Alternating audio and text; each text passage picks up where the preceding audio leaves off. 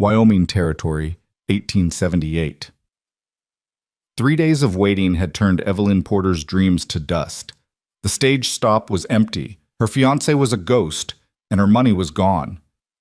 Then a stranger rode out of the sunset and said 5 words that changed everything. "No more waiting, ma'am." But Caleb Mercer wasn't just any cowboy. He was hunting the man who destroyed her life. This is the story of a woman who lost everything and found something she never expected. Stay with me until the end and comment with your city so I can see how far this story travels across the world. The wind that swept across the Wyoming Territory in late autumn of 1878 carried more than dust and tumbleweeds. It carried the broken dreams of those foolish enough to believe in promises made by ink and paper.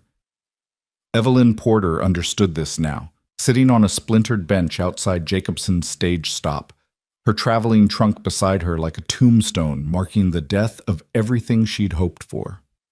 3 days. 72 hours of watching the horizon, waiting for a man who would never come.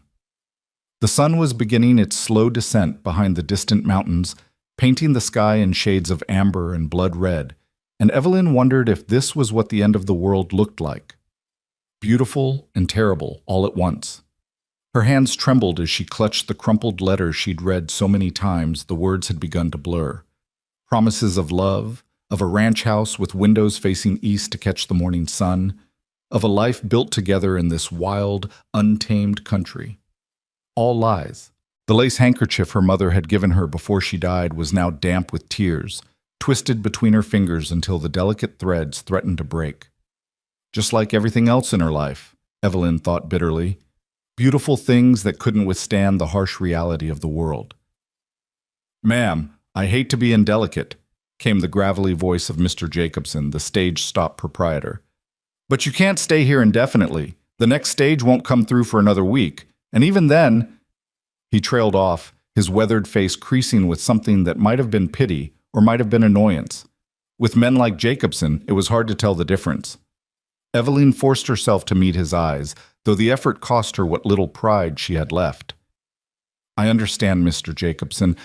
I need to think." "Thinking won't put a roof over your head or food in your belly," he said, not unkindly.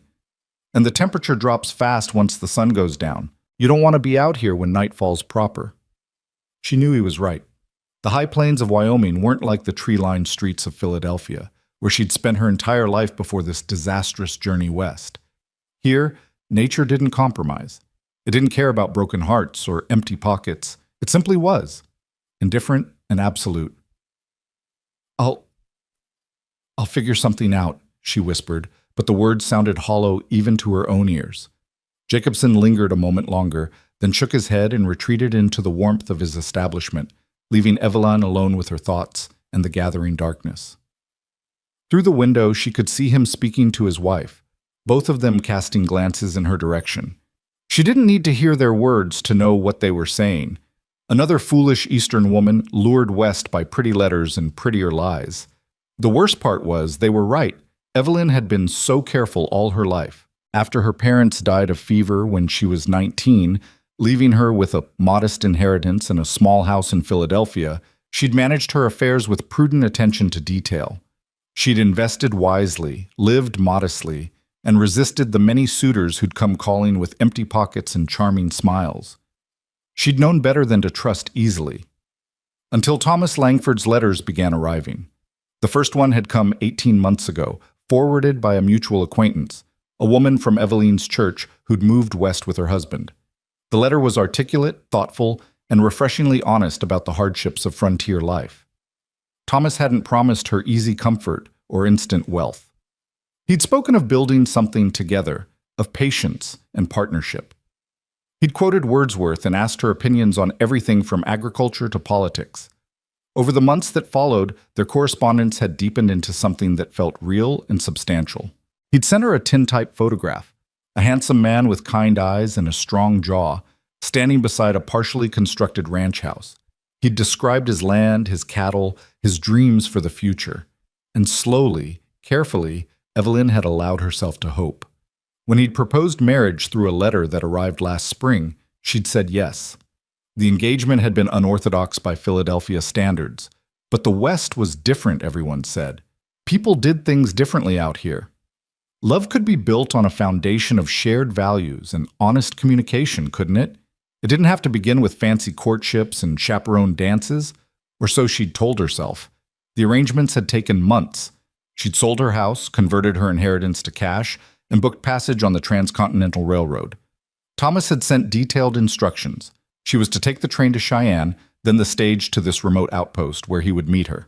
From there, they would travel together to his ranch, stopping in the nearest town to be married by a justice of the peace. Simple, practical, perfect. Except Thomas Langford had never appeared. The first day of waiting, Evelyn had been patient. Delays happened in frontier country, weather, livestock emergencies, any number of reasonable explanations. The second day, her patience had frayed into worry. By the third day, worry had curdled into a sick, creeping certainty that something was terribly wrong. She'd sent telegrams to the address he'd given her. No response. She'd asked Mr. Jacobson if he knew of a ranch owned by Thomas Langford anywhere in the territory. The man had scratched his head, consulted with several passing travelers, and come up empty. No one had heard of Thomas Langford. No one knew of his ranch. It was as if the man had never existed. But he had existed enough to convince Evelyn to wire him $500 3 weeks ago, money he'd claimed was needed for urgent repairs to the ranch house before her arrival. Money that would ensure they had a proper home to begin their life together. Money that was now gone, along with her security and her future. Evelyn closed her eyes against the hot sting of fresh tears. She'd been so stupid, so unforgivably naive. Every warning sign had been there. The lack of specific details about his location, the constant excuses for why they couldn't meet in a more populated area, the urgent need for funds. She'd ignored them all because she'd wanted so desperately to believe in the beautiful story his letters had painted. Now she sat at a dusty stage stop in the middle of nowhere, with exactly $47 to her name, no prospects, no family, and no idea what to do next. The temperature was dropping just as Jacobson had warned. Evelyn pulled her traveling cloak tighter around her shoulders, but the wool that had seemed adequate in Philadelphia felt paper-thin against the Wyoming wind.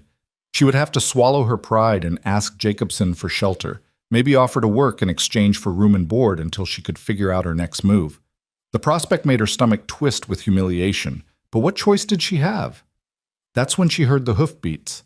At first she thought it was her imagination, the desperate wishful thinking of a woman who'd spent 3 days watching the horizon for a savior who would never come. But the sound grew steadily louder, rhythmic and purposeful, and when she opened her eyes, she saw him. A lone rider, emerging from the dying light like something out of a dime novel. He sat tall in the saddle, his broad shoulders silhouetted against the amber sky, his horse moving at an easy lope that spoke of miles already traveled and the stamina for miles more. As he drew closer, Evelyn could make out more details. A dark hat pulled low over his eyes, a long duster coat that had seen better days, and something about the way he carried himself that suggested capability and quiet confidence.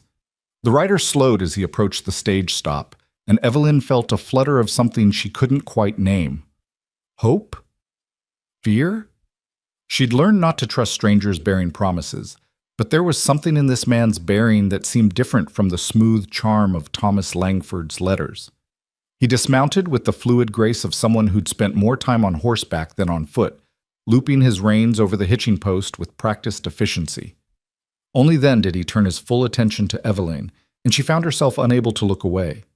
His face was weathered by sun and wind, lined with experiences she could only guess at, but his eyes, gray as a winter storm, held an unexpected gentleness.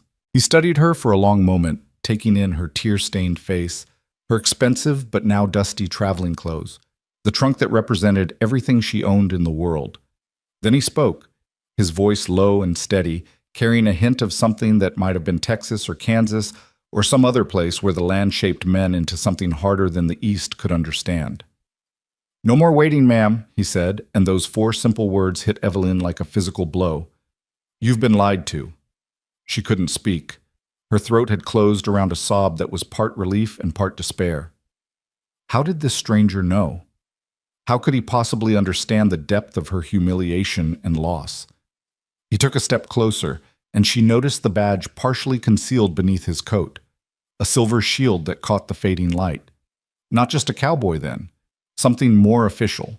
Something that might mean salvation or might mean more trouble than she was already in. "My name is Caleb Mercer," he continued, his tone remaining gentle despite the weight of what he was saying. "I'm a Pinkerton agent, and I've been tracking a confidence man who goes by several names. One of them is Thomas Langford." The world seemed to tilt sideways. Evelyn gripped the edge of the bench, her knuckles white against the weathered wood. You know him?"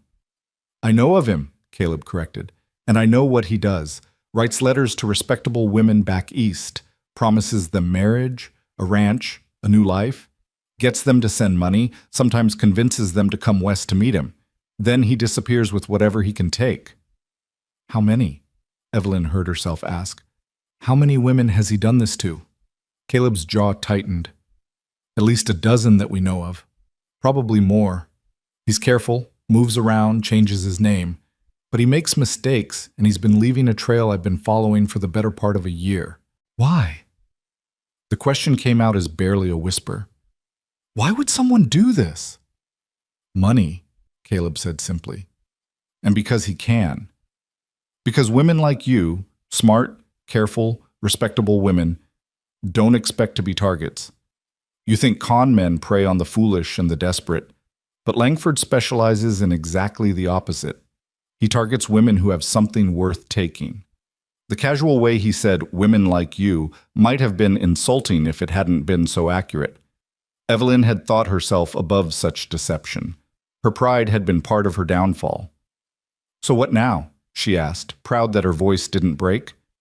"You found another one of his victims. Do you need me to file a report? Give a statement?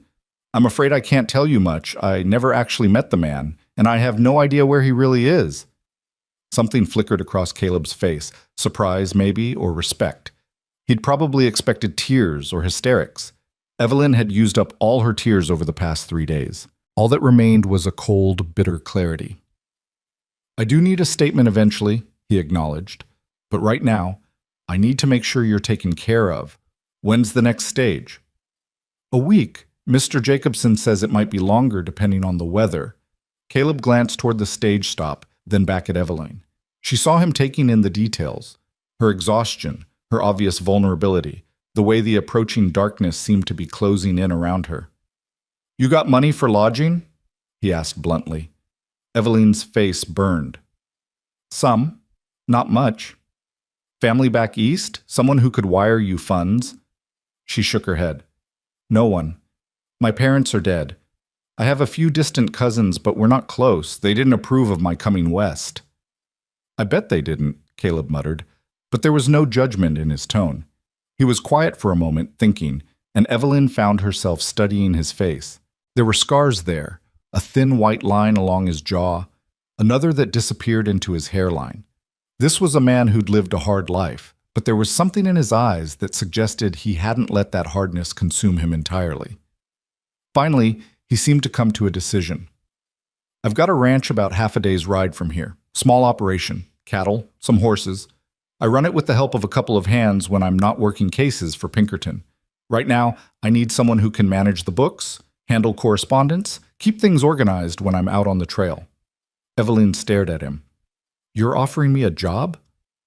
"I'm offering you a chance to catch your breath and figure out your next move," he corrected. "Honest work, fair wages, and a place to stay that's safer than sitting out here hoping Jacobson doesn't decide you're more trouble than you're worth." It was too good to be true. It had to be. Evelyn had already learned that lesson. When something seemed perfect, it was probably a trap. "Why?" she demanded, her voice sharp with suspicion.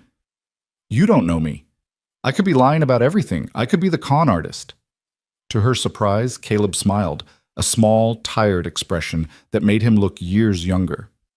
"Fair question. The truth is, Langford already took something from me. Not money, something more important. And I've been chasing him long enough to recognize his handiwork when I see it. You're not a liar, Miss Porter. You're just someone who made the mistake of trusting the wrong man." "How do you know my name?" "I've been watching this stage stop for 3 days, same as you've been sitting on that bench. I knew Langford had lured someone here. I was waiting to see if he'd show up to complete his con or if he'd already moved on. When you kept waiting, kept hoping, I figured he'd already gotten what he wanted and disappeared. The thought of this stranger watching her humiliation for 3 days should have been mortifying, but Evelyn found she was too exhausted to care. You said he took something from you. What? Caleb's expression shuddered, the brief warmth disappearing behind a wall of professional distance. That's a story for another time. Right now, we need to get you somewhere warm before it gets full dark. So what do you say, Miss Porter? You willing to take a chance on a stranger's offer of honest work? Evelyn looked at him, really looked at him. There was nothing slick or charming about Caleb Mercer. He was rough-edged and direct, his offer almost painfully practical. No promises of love or romance. No talk of building a future together. Just work, wages, and temporary shelter. Maybe that was exactly what she needed. I don't owe you anything? She asked carefully. Not a damn thing, he confirmed. You do the work, you earn the wages. You decide it's not for you, you leave. Simple as that. And Thomas Langford? Are you still hunting him? Every day until I find him. Something in his tone sent a chill down Evelyn's spine. Not fear, but recognition. This man wasn't driven by simple justice or even duty. This was personal. Whatever Langford had taken from him, it had left a wound that hadn't healed. Will you kill him? She asked quietly. Caleb held her gaze. I'll bring him to justice. What happens after that is up to the courts. It wasn't quite an answer, but it was honest enough. Evelyn made her decision. All right, she said, standing on legs that trembled slightly from 3 days of sitting and waiting. I'll come with you. But I want to be clear, this is temporary, just until I can figure out what to do next. Understood. Caleb moved to help her with her trunk, lifting it as if it weighed nothing. We'll ride out at first light.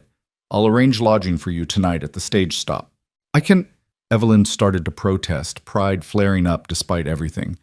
I can expense it to Pinkerton, Caleb interrupted smoothly. You're a witness in an active investigation. The agency pays for witness protection. It was probably a lie, but it was a kind one, and Evelyn found she didn't have the strength to argue. Instead, she followed him into the stage stop, where he spoke quietly with Jacobson and arranged for a room. The proprietor's attitude changed dramatically when he saw the Pinkerton badge. Suddenly, he was all cooperation and concern, as if he hadn't been ready to turn Evelyn out into the cold 20 minutes earlier. Money changed on the counter, and then Evelyn was being shown to a small but clean room at the back of the building. It smelled of lye soap and old wood, but the bed had actual sheets and there was a pitcher of water for washing. Luxury, under the circumstances. I'll be bunking in the common room, Caleb said from the doorway. We'll leave at dawn, pack light. It's a long ride. Evelyn nodded, suddenly unable to speak past the lump in her throat. This strange man had shown her more practical kindness in half an hour than Thomas Langford had in 18 months of beautiful letters. Caleb turned to leave, then paused. Miss Porter? I'm sorry this happened to you. I know that doesn't fix anything, but I am sorry. Then he was gone, leaving Evelyn alone with her thoughts and the growing realization that her life had just taken another dramatic turn. She should have been terrified. She was about to ride off into the wilderness with a man she'd just met, based on nothing but his word and a badge that could have been stolen or forged for all she knew. But somehow, she wasn't afraid. Maybe it was exhaustion. Maybe it was the simple fact that she had nothing left to lose. Or maybe it was something in Caleb Mercer's storm-gray eyes that spoke of honor and hard-earned integrity. Whatever it was, Evelyn Porter fell asleep that night without crying for the first time in 3 days, and dreamed not of the future she'd lost, but of the uncertain one that lay ahead. Dawn came cold and clear, the sky shifting from black to gray to pale gold as Evelyn dressed in her most practical traveling clothes. She'd spent the previous evening sorting through her trunk, separating what she truly needed from the frivolous luxuries she'd packed for a life that would never happen. The fancy dresses, the good china her mother had left her, the silver brush set, all of it seemed absurd now, artifacts from a person she'd stopped being the moment Thomas Langford's deception became clear. She kept the sturdy skirts, the warm shawls, and the leather-bound journal where she'd carefully copied all of Langford's letters. Evidence, Caleb had called it, though Evelyn suspected it was more than that for her. A reminder, perhaps, of how easily she'd been fooled. A cautionary tale written in her own hand. Caleb was waiting in the common room when she emerged, a cup of coffee in his hands and her trunk already loaded on a pack horse he hadn't had the night before. He'd arranged everything while she slept, including what looked like a breakfast of biscuits and bacon wrapped in cloth. "How do you feel about riding?" he asked without preamble. Evelyn blinked. "I've ridden before. Not extensively, but I know the basics." "Good. It'll be faster if you're not riding double with me, and Lady here is gentle enough for a novice." He gestured to a dappled gray mare tied next to his own larger mount. "She belongs to a friend who owes me a favor. You can keep her as long as you need." Another kindness, offered matter-of-factly, as if it cost him nothing. Evelyn was beginning to understand that this was simply how Caleb Mercer operated, quietly capable, solving problems with a minimum of fuss or drama. They ate quickly, mounted up, and rode out as the sun broke fully over the horizon. The Wyoming territory stretched before them in endless waves of golden grass and distant mountains, beautiful and harsh in equal measure. Evelyn had read about the West in books, had studied maps and dreamed of wide-open spaces, but nothing had prepared her for the reality of it, the vastness that made her feel simultaneously insignificant and strangely free. For the first hour, they rode in silence. Caleb set an easy pace, stopping occasionally to let the horses drink from a stream or rest in the shade of the few scattered trees. He seemed comfortable with quiet, never feeling the need to fill the space with unnecessary conversation. It was a relief after the constant chatter of Philadelphia society, where silence was considered awkward and every moment had to be accounted for with words. But as the sun climbed higher and the landscape began to change, Evelyn found her curiosity overwhelming her reserve. "How long have you been with Pinkerton?" she asked. Caleb glanced at her, as if surprised she'd broken the silence. 5 years, give or take, did some ranch work before that, spent time as a deputy in Kansas. Pinkerton seemed like a way to do something that mattered. And does it? Matter, I mean? He considered the question seriously. Sometimes. We catch bad men, recover stolen property, protect people who need protecting, but the agency also does work for railroad companies and mining operations, breaking strikes, intimidating workers. That side of things doesn't sit right with me. His honesty was refreshing. Most men would have painted their work in purely heroic terms, leaving out the uncomfortable complications. "Is that why you focus on cases like mine?" Evelyn pressed. "Con artists and thieves?" "Partly. Also because I'm good at it. Takes a certain kind of patience to track a man like Langford, someone who doesn't rob banks or commit obvious crimes. He lives in the gray areas, makes himself hard to find. Most agents don't want to bother with that kind of work. Too slow, not enough glory." "But you do." "Yeah," he said simply. "I do." They rode on, the conversation lapsing back into comfortable silence. Evelyn found herself studying Caleb when she thought he wasn't looking, the easy way he sat his horse, the constant vigilance in how his eyes scanned the horizon, the weathered strength in his hands. He was probably in his mid-30s, she guessed, but he moved like a man who'd lived twice that many years. Around midday, they stopped to rest and water the horses at a small creek. Caleb unpacked the food he'd brought, more biscuits, some dried beef, and apples that must have cost a small fortune this far from any orchard. "You said Langford took something from you," Evelyn said as they ate. She knew she was pushing, maybe overstepping the boundaries of their brief acquaintance, but something about the isolation and the intimacy of shared travel made her bold. Something more important than money. Caleb's jaw tightened, and for a moment she thought he'd refuse to answer. Then he sighed, setting down his half-eaten apple. "I had a sister," he said quietly. "Caroline. Younger than me by 3 years, smart as a whip, beautiful, full of dreams about seeing the world and making something of herself. Our parents died when she was 17, cholera outbreak in Abilene, where we grew up. I was 20, already working as a ranch hand, trying to make enough to take care of both of us." He paused, staring at something Evelyn couldn't see.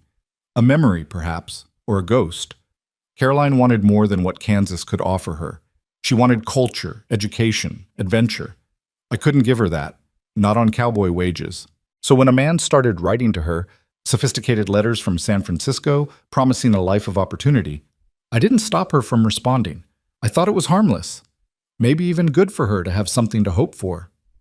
Evelyn's stomach dropped. She already knew where this story was going.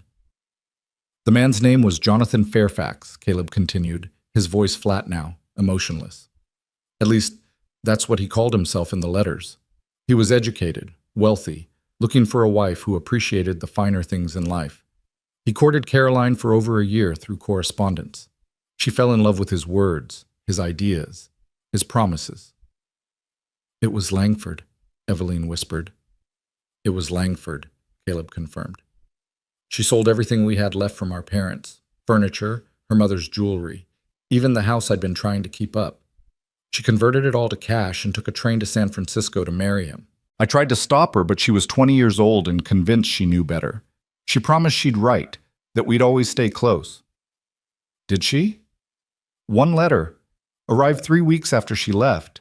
She said she'd met Jonathan, that he was wonderful, that the wedding was planned for the following month. She was so happy, Evie. I could hear it in every word." The casual use of a nickname barely registered through the horror of what Evelyn was hearing. "That was the last time I heard from her," Caleb said. "I wrote back, got no response. Wrote again. Nothing. Finally, I scraped together enough money to go to San Francisco myself. Took me months to save up and make the trip. When I got there, no one had heard of Jonathan Fairfax. The address Caroline had given me was a boarding house, but the landlady said no one by that name had ever stayed there." "Oh, God," Evelyn breathed. "I searched for 6 months, hired a private detective, talked to the police, showed her photograph to everyone I could find. Finally, I got a lead. A woman in Sacramento who'd been engaged to a man named William Sterling. Same pattern, same con. She told me about others. That's when I understood what Caroline had been caught up in." "Did you ever find her?" Evelyn asked, though she dreaded the answer. Caleb's face could have been carved from stone. "Found a death certificate in Sacramento. Caroline Mercer died of fever 2 years after she left Kansas. She was buried in a pauper's grave because she had no money and no family to claim her." The silence that followed was suffocating. Evelyn felt tears streaming down her face, not for herself this time, but for this young woman she'd never met, who'd had dreams and hopes just like Evelyn's own, and who'd paid for them with everything. "I'm so sorry," she whispered. "I buried her properly," Caleb said, his voice rough. "Bought a headstone, had a service. Then I signed on with Pinkerton and made it my mission to find the man who destroyed her life. Took me a while to pick up his trail. He's careful, changes names, moves around, but he has patterns. He targets certain types of women, uses certain phrases in his letters, always promises just enough to be believable. And he always leaves destruction in his wake." "How many has he done this to?" Evelyn asked again, needing to know. "Confirmed? 15 women that I know of. Some lost money, some lost their reputations. 2, including Caroline, lost their lives. One in childbirth after he abandoned her. Another by her own hand when she couldn't face the shame." Evelyn felt sick. She'd thought her situation was tragic, but at least she was alive. At least she still had a chance to rebuild. "So when you saw me sitting at that stage stop," she said slowly, "you knew exactly what had happened." "I knew," Caleb confirmed. "And I couldn't leave you there, not knowing what I know about how this story usually ends." Understanding dawned. This wasn't just kindness, it was penance. Caleb hadn't been able to save his sister, so he was trying to save Evelyn. "I'm not Caroline," she said gently. His eyes met hers, storm gray and haunted. "No, you're not. But you don't deserve what he did to you any more than she did. And maybe if I can stop him from doing this to even one more woman, maybe that means something." They sat in silence after that, the weight of shared grief and anger hanging between them. Finally, Caleb stood, brushing off his pants. "We should keep moving. Want to make the ranch before nightfall."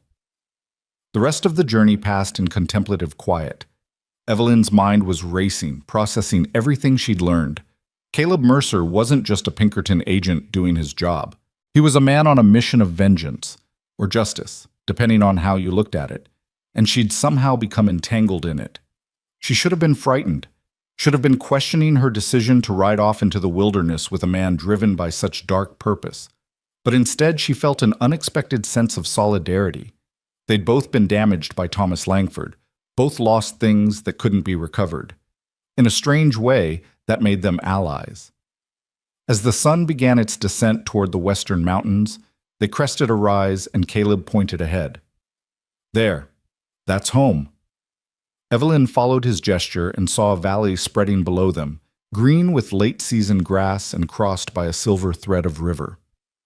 At the valley's center stood a small ranch, house, barn, and several outbuildings arranged in neat efficiency.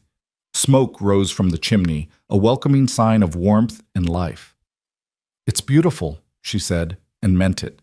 "It's functional," Caleb corrected, but there was pride in his voice. "Built most of it myself between cases. The hands keep things running when I'm gone."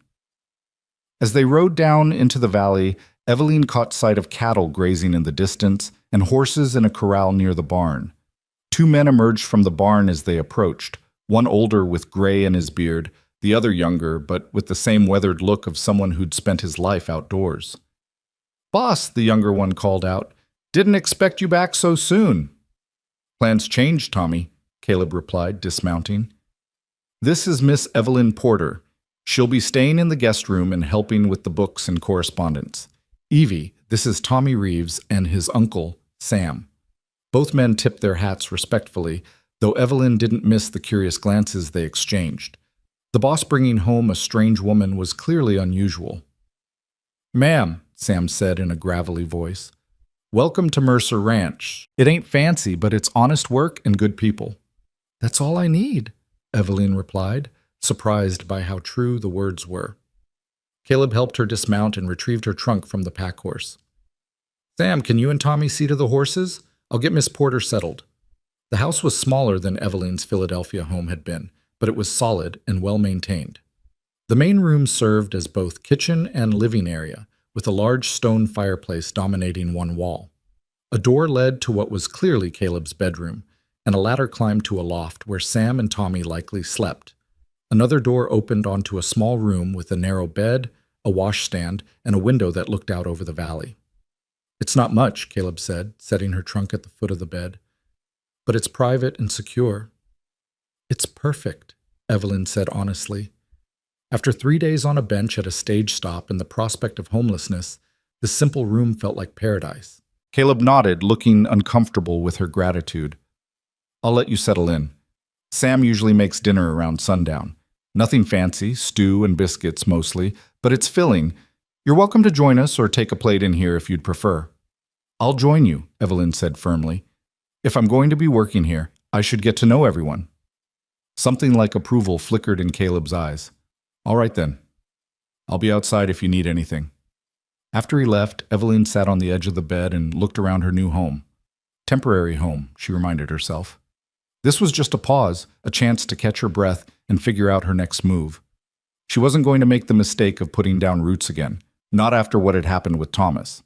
But as she unpacked her few belongings and arranged them in the small room, Evelyn couldn't shake the feeling that she'd stumbled into something larger than simple employment. Caleb Mercer was hunting a dangerous man, driven by a grief that had shaped the last years of his life.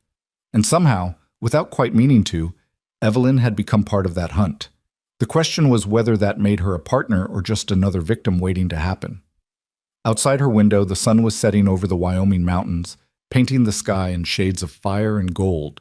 Tomorrow, she thought, she would start her new work. She would prove herself useful, earn her keep, and begin the slow process of rebuilding her shattered life. But tonight, for the first time since Thomas Langford's betrayal, Evelyn Porter felt something that might have been hope stirring in her chest. It was fragile and uncertain, as likely to break as to grow, but it was there. And for now, that was enough. Dinner that first night was an education in frontier life. Sam had indeed made stew, a hearty concoction of beef, potatoes, and whatever vegetables had survived in the root cellar. And the biscuits were dense enough to serve as weapons if necessary.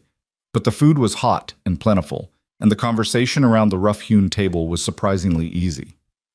"So, Miss Porter," Tommy said, spooning up his third helping of stew, "the boss says you'll be helping with the books.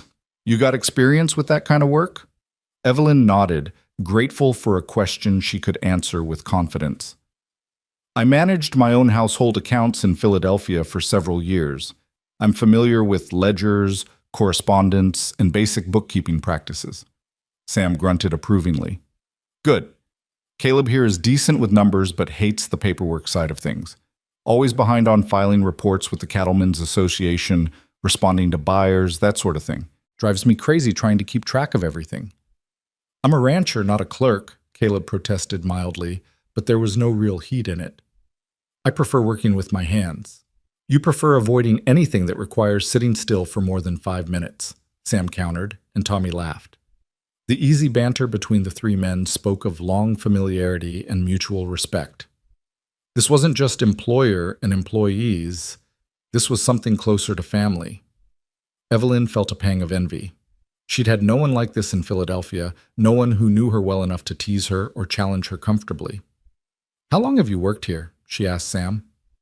Since Caleb bought the place 4 years back, the older man replied. I'd been working a spread up north that got sold off. Caleb offered me a job, a place to stay, and the chance to bring my nephew along when his parents passed. Been here ever since. And you don't mind him being gone so often? With the Pinkerton work? Sam shrugged. It's his calling. Man's got to follow what drives him, even if it means the rest of us pick up the slack. Besides, the ranch mostly runs itself as long as you know what you're doing. We manage. Sam's being modest, Caleb interjected. He could run this place blindfolded. I'm just the name on the deed. After dinner, Sam and Tommy excused themselves to the bunkhouse. Apparently the loft was reserved for when weather made the short walk impossible, leaving Evelyn and Caleb alone in the main room. The fire crackled in the hearth, casting dancing shadows on the walls, and the silence that fell between them was weighted with unspoken questions. Caleb poured 2 cups of coffee and handed one to Evelyn. I should show you where everything is tomorrow. The office is in the barn, not fancy, but it's quiet and has a decent desk. All the ledgers and correspondence files are there. What exactly needs to be done? Evelyn asked, wrapping her hands around the warm cup. Everything, Caleb admitted with a wry smile. I've been letting things pile up for months. There are bills that need to be paid, letters from buyers that need responses, inventory that needs to be recorded. The ranch is profitable, but my organizational skills leave something to be desired. And the Pinkerton work? Do you keep separate records for that? His expression shuddered slightly. Agency business stays separate. But yes, I have files related to active cases. You don't need to worry about those. Evelyn heard the unspoken boundary in his words. She could help with the ranch, but the hunt for Thomas Langford was Caleb's private war. That should have reassured her. She'd had enough of that particular nightmare. But instead, she felt oddly excluded. I want to help, she said quietly. With finding him, I mean. Langford. Caleb's eyes snapped to hers, sharp and assessing. Why? Because he destroyed my life. Because he destroyed your sister's life and who knows how many others. Because someone needs to stop him, and I have information that might be useful. You have letters, Caleb corrected, which I appreciate, and which will be evidence when we catch him. But tracking him down? That's dangerous work, Evie. It's not something I'm willing to involve you in. The nickname again, used so casually, it was clear he didn't even realize he'd said it. Evelyn filed that observation away for later consideration. I'm already involved, she pointed out. The moment I responded to his first letter, I became part of this. And I'd rather be involved actively than sitting on the sidelines waiting for someone else to deliver justice. Caleb was quiet for a long moment, studying her face in the firelight. Whatever he saw there must have satisfied some test, because he finally nodded. All right, but we do this my way. You share what you know, I investigate, and you stay somewhere safe while I do the dangerous parts. Agreed? It wasn't everything Evelyn wanted, but it was a start. Agreed. Good. Then tomorrow, after I show you the ranch accounts, you can tell me everything you remember about your correspondence with Langford. Every detail, no matter how small. Sometimes the things that seem insignificant are exactly what we need. They finished their coffee in companionable silence, and then Evelyn excused herself to her room. It had been the longest day of her life, or at least it felt that way, and exhaustion was pulling at her bones. But as she lay in the narrow bed, listening to the unfamiliar sounds of the ranch at night, sleep eluded her. Her mind kept circling back to Caleb's story about his sister. Caroline had been so young, so full of dreams, and Langford had used those dreams to destroy her. How many other Carolines were there? How many other women had trusted the wrong words written in the wrong hand? And more troubling, what would happen when Caleb finally caught up with Thomas Langford? He'd said he would bring the con man to justice, that it would be up to the courts, but Evelyn had seen the look in his eyes when he talked about his sister. That wasn't the expression of a man who trusted the legal system to deliver adequate vengeance. She must have eventually dozed off, because she woke to sunlight streaming through her window and the sound of voices outside. Dressing quickly in a practical skirt and shirtwaist, Evelyn emerged to find the main room empty but a plate of biscuits and bacon keeping warm near the fire. A note in bold handwriting read, "Help yourself. Meet me at the barn when you're ready." See, the barn was larger than it had appeared from a distance, divided into sections for horses, equipment, and storage. Caleb was in what he had called the office, a corner space partitioned off with rough lumber, containing a desk buried under papers, several filing cabinets, and a bookshelf sagging under the weight of ledgers and manuals. "Good morning," he said, looking up from a letter he'd been frowning at. "Sleep well?" "Well enough," Evelyn lied. "Is that the correspondence you mentioned?" Caleb gestured helplessly at the chaos surrounding them. "This is about 3 months' worth. I kept meaning to deal with it, but then I'd get called away on a case, and it became overwhelming," Evelyn finished. She surveyed the disaster with a critical eye, her fingers already itching to impose order on the chaos. "Do you have a system at all? Any way you've been organizing things?" "Chronologically?" Caleb offered weakly. "More or less?" Evelyn couldn't help but smile. "Well, that's a start. All right, here's what we're going to do. You're going to explain to me how the ranch operates, what you buy, what you sell, who your regular contacts are. Then you're going to leave me alone for a few hours while I create an actual organizational system." Relief flooded Caleb's face. "You're sure? It's a lot of work." "I'm sure. I need something to focus on, and apparently you desperately need someone who understands how filing works." For the next hour, Caleb walked her through the basics of ranch management. The operation was simpler than Evelyn had expected. They ran about 200 head of cattle, sold beef to markets in Cheyenne and Denver, and broke horses for sale to the cavalry and private buyers. The profit margins were thin but steady, assuming you didn't mind hard work and uncertainty. "The biggest challenge is weather," Caleb explained. "A bad winter can kill off half your herd if you're not prepared. A drought can destroy your grazing land. You're always gambling against nature out here." But you love it," Evelyn observed. It wasn't a question. Caleb looked around the barn, out toward the valley visible through the open doors. "Yeah," he admitted. "I do.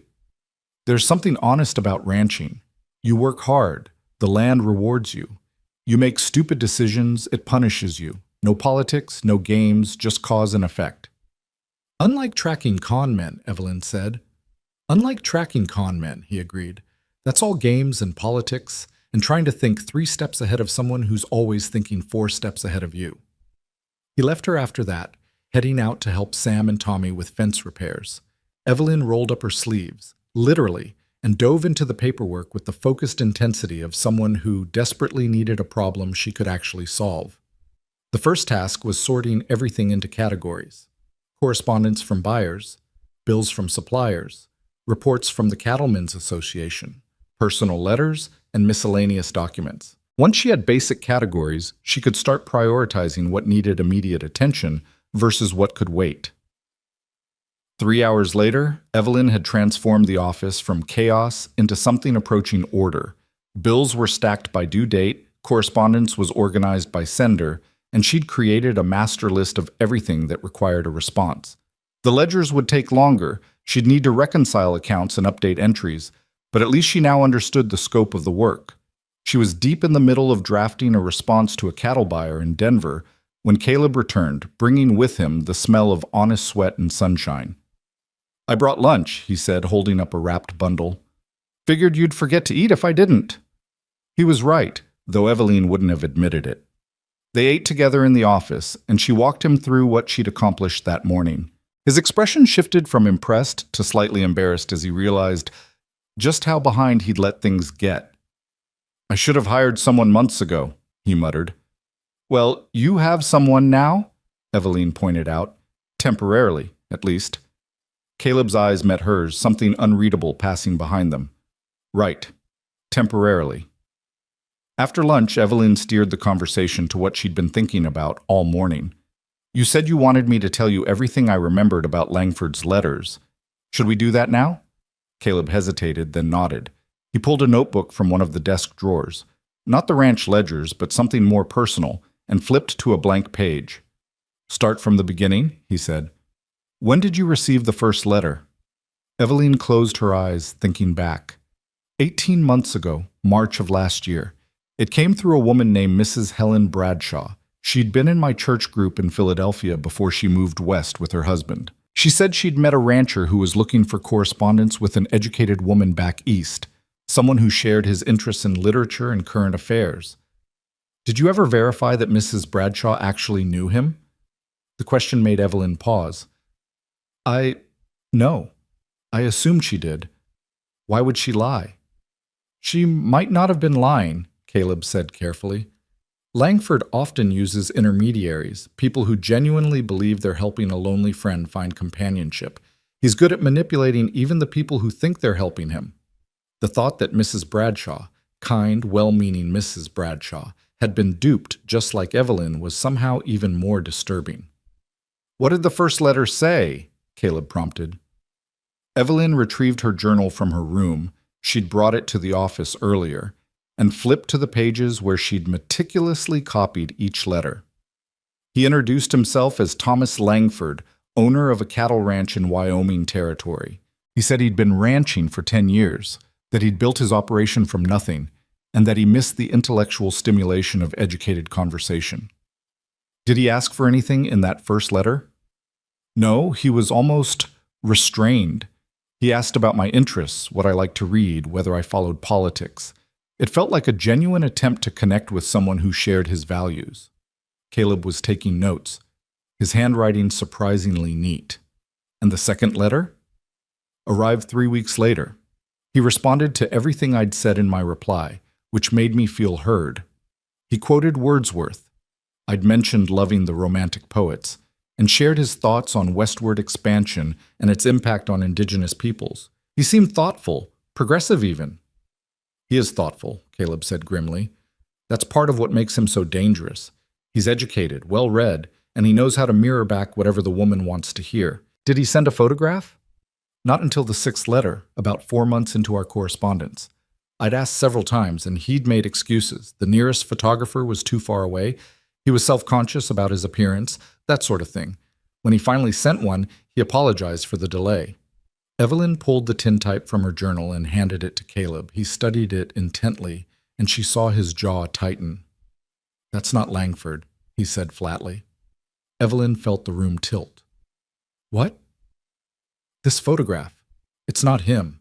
I've seen 2 verified images of Thomas Langford, or whatever his real name is, and he looks nothing like this." Caleb tapped the tintype.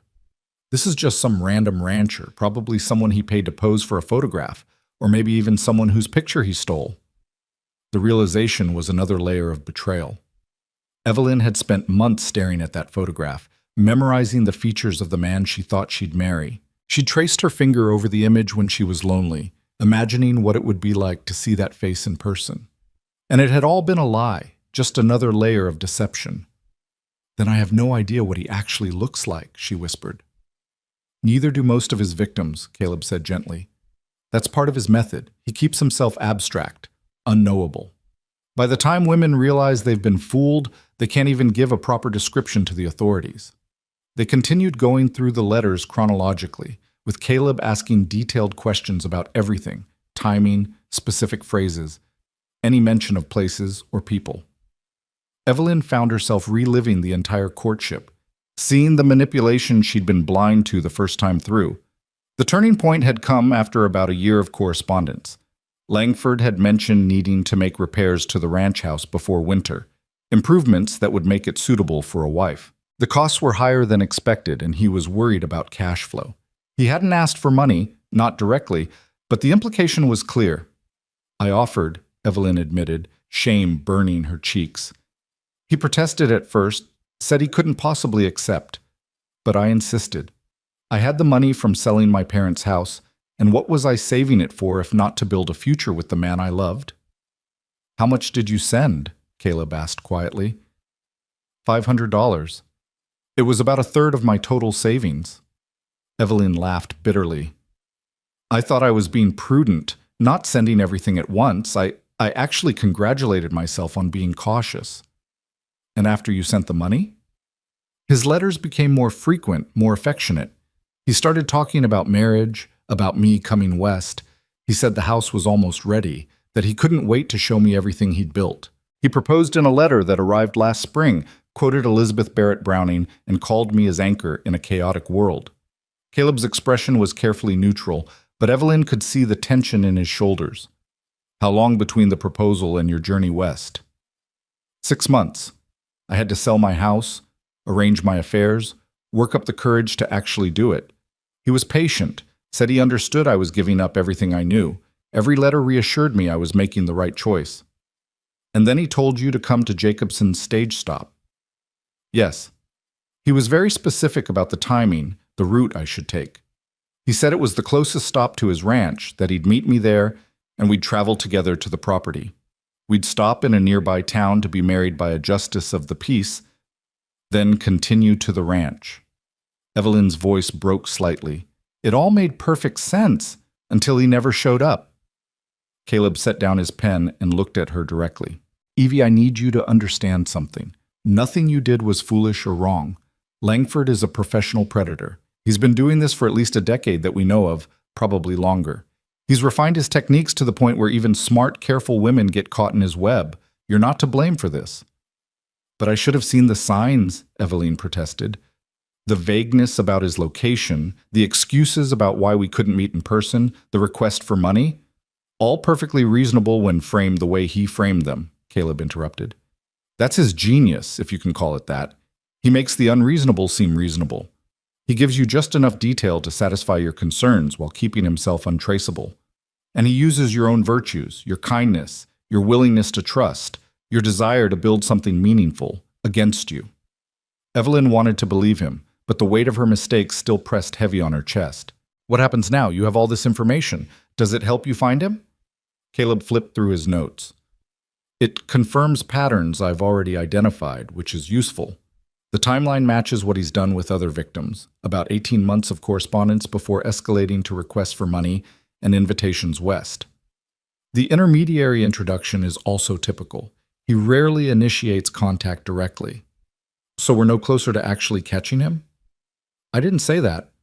Caleb stood and went to one of the filing cabinets, pulling out a thick folder. I've been mapping his movements based on where letters were postmarked and where victims were told to meet him. He stays mostly in the mountain territories, Wyoming, Colorado, Montana. He avoids cities where Pinkerton has a strong presence, and he tends to work in cycles. He spread several maps on the desk, marked with dates and locations in different colored ink. Evelyn leaned forward, trying to make sense of the pattern. Each color represents a different victim, Caleb explained. Red is my sister, Caroline. Blue is a woman named Martha Hennessy in Denver. Green is Sarah Wycliffe from St. Louis, and so on. See how they cluster? Evelyn did see. The marks formed rough circles radiating out from certain points, stage stops, small towns, places where someone could receive mail without attracting too much attention. He has bases of operation, she realized, places he returns to between cons. Exactly. And right now, based on the timing of your arrival at Jacobson's stage stop and the pattern of his previous activity, I think he's somewhere in this region. Caleb circled an area of the map that included several small settlements north and west of Cheyenne. How do you know he hasn't already moved on? If he got my money 3 weeks ago, because he's greedy, Caleb said flatly, and patient. He doesn't just run one con at a time. He usually has 3 or 4 women on the hook simultaneously, at different stages of the process. You were probably his most advanced mark, ready to be harvested. But there are others still in the cultivation phase, women he's been writing to for months who aren't ready to send money yet. The calculation in that strategy was chilling. So he's still writing letters somewhere, starting new correspondences while old ones play out? Most likely. He needs a place with regular mail service, but not so much traffic that people pay attention to who's sending and receiving large volumes of correspondence. A small town with a post office and a boarding house where he can maintain a low profile. Evelyn studied the map, her mind working through the logic. If you know the area he operates in, why haven't you caught him yet? Caleb's expression darkened. Because knowing the general area and actually finding him are two different things. He uses false names, pays cash for everything, and never stays in one place long enough to establish patterns that would give him away. And he's smart. He knows Pinkerton is looking for him. He's cautious. But not cautious enough, Evelyn said slowly, an idea forming. He made a mistake with me. He told me to come to Jacobson's stage stop at a specific time. That means he was monitoring that location, waiting to see if I'd actually show up. What if he's still monitoring it? Caleb had gone very still. What are you suggesting? I'm suggesting we use me as bait, Evelyn said, her voice steadier than she felt. We send another letter, supposedly from me to a friend back east. We make sure it's posted from Jacobson's stage stop. In the letter, I mention that I'm staying nearby, that I'm waiting for another stage to take me back to Philadelphia. We make it seem like I'm vulnerable, alone, and, most importantly, still have money left. Absolutely not, Caleb said immediately. That's exactly the kind of dangerous involvement I said I wouldn't allow. You said I'd stay somewhere safe while you did the dangerous parts, Evelyn countered. I can stay somewhere safe, but my letter could draw him out. If he thinks there's a chance to salvage the con to get more money from me, wouldn't he take it? He might, or he might smell a trap and disappear even deeper underground. Or he might decide you're a threat and… Caleb didn't finish the sentence, but he didn't need to. I'm already a threat to him, Evelyn pointed out. I can identify his handwriting, his methods, his patterns. The moment he didn't show up at that stage stop, I became a loose end. Don't you think he's already wondering what happened to me? Whether I went to the authorities? Caleb ran a hand through his hair, a gesture of frustration. This is why I didn't want you involved in the investigation. You're too close to it, too willing to take risks because you're angry and hurt. You're damn right I'm angry, Evelyn shot back, surprising herself with the vehemence in her voice. That man stole my money, my dignity, and my future. He did worse to your sister and God knows how many other women. So yes, I want to take risks if it means stopping him. Don't you? The silence that followed was charged with tension. Caleb stared at her, and Evelyn held his gaze, refusing to back down. Finally, he sighed. If, and this is a very big if, we were to consider your idea, it would have to be done carefully. Langford is smart. He'll be looking for signs of a trap. So we make it believable, Evelyn said, pressing her advantage. I write to a fictional friend. Maybe use Mrs. Bradshaw's name, since he already knows I corresponded with her. I tell her what happened, that I'm devastated, but trying to figure out my next steps. I mentioned staying at the stage stop because it's cheap, and I'm trying to conserve what money I have left. We make it seem real. And then what? We wait for him to show up and try to continue the con? You wait, Evelyn corrected. I'll be somewhere else entirely, somewhere safe like you insisted. But you'll be watching Jacobson's stage stop. If Langford takes the bait, you catch him. Caleb was quiet for a long time, thinking it through. Evelyn could see him weighing risks and benefits, his training as an agent warring with his instinct to protect her from further harm. I need to think about this, he finally said, and I need to consult with my superiors at Pinkerton. This isn't a decision I can make alone. It wasn't the yes Evelyn wanted, but it wasn't a no either. How long will that take? A few days. I'll send a telegram tomorrow, explain the situation. In the meantime, you focus on the ranch work. Try to… He paused, searching for words. Try to let yourself have a normal day or two. You've been through hell, Evie. You don't have to immediately throw yourself into more danger. But the truth was, Evelyn wanted the danger. She wanted the action, the purpose, the chance to turn her victimhood into agency. Sitting quietly and healing felt like admitting defeat, like letting Langford win. Still, she nodded. All right, a few days. But Caleb? I'm not going to change my mind about this. I'm going to help you catch him, one way or another.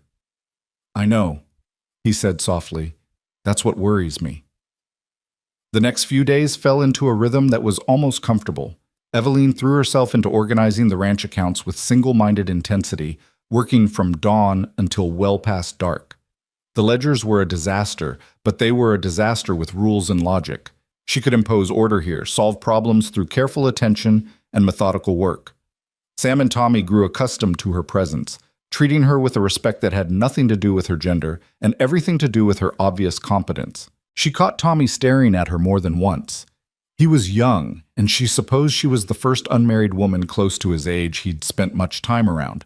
But he was always polite, never presumptuous.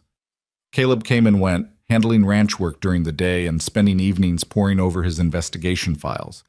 He'd sent his telegram to Pinkerton, and they were waiting for a response. In the meantime, they'd fallen into an easy companionship, sharing meals and occasionally discussing the case, though Caleb was careful not to reveal too many details about his other investigations. On the third evening, after dinner, Caleb asked Evelyn to take a walk with him. They headed up a rise behind the ranch house, climbing until they reached a spot where the entire valley spread out below them. The sun was setting, painting everything in shades of gold and crimson. "My sister loved sunsets," Caleb said quietly. "Used to say they were proof that endings could be beautiful." Evelyn didn't know what to say to that, so she stayed silent, letting him work through whatever thoughts were troubling him. "I got the response from Pinkerton today," he continued. "They approved your plan, with modifications." Evelyn's heart leaped. "What kind of modifications?" "You write the letter exactly as you suggested. We post it from Jacobson's stage stop, make it look legitimate. But instead of you staying away entirely, you'll be at the stage stop for one day, visible, real, confirming the story in the letter. Then you'll leave with me, and we'll set up surveillance from a distance." "That's more exposure than you wanted," Evelyn observed. "It's necessary to make the bait convincing. Langford might have sources in that area, people who report on unusual activity. If someone mentions seeing you there, talking about heading back east, it confirms the letter isn't a fabrication." Caleb turned to face her fully. "But Evie, the moment anything feels wrong, the moment I think he's there, you're gone. No arguments, no hesitation. Agreed?"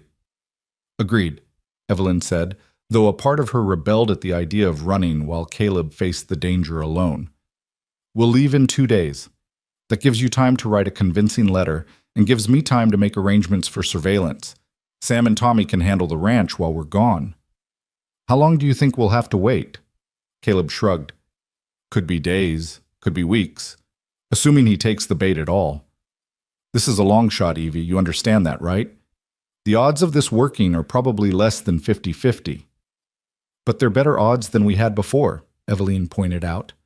"True enough." Caleb was quiet for a moment, watching the sun sink below the mountains. "Can I ask you something?" "Of course." "Why is this so important to you? I understand wanting justice, wanting closure. But you're willing to risk a lot for this. There are easier ways to rebuild your life."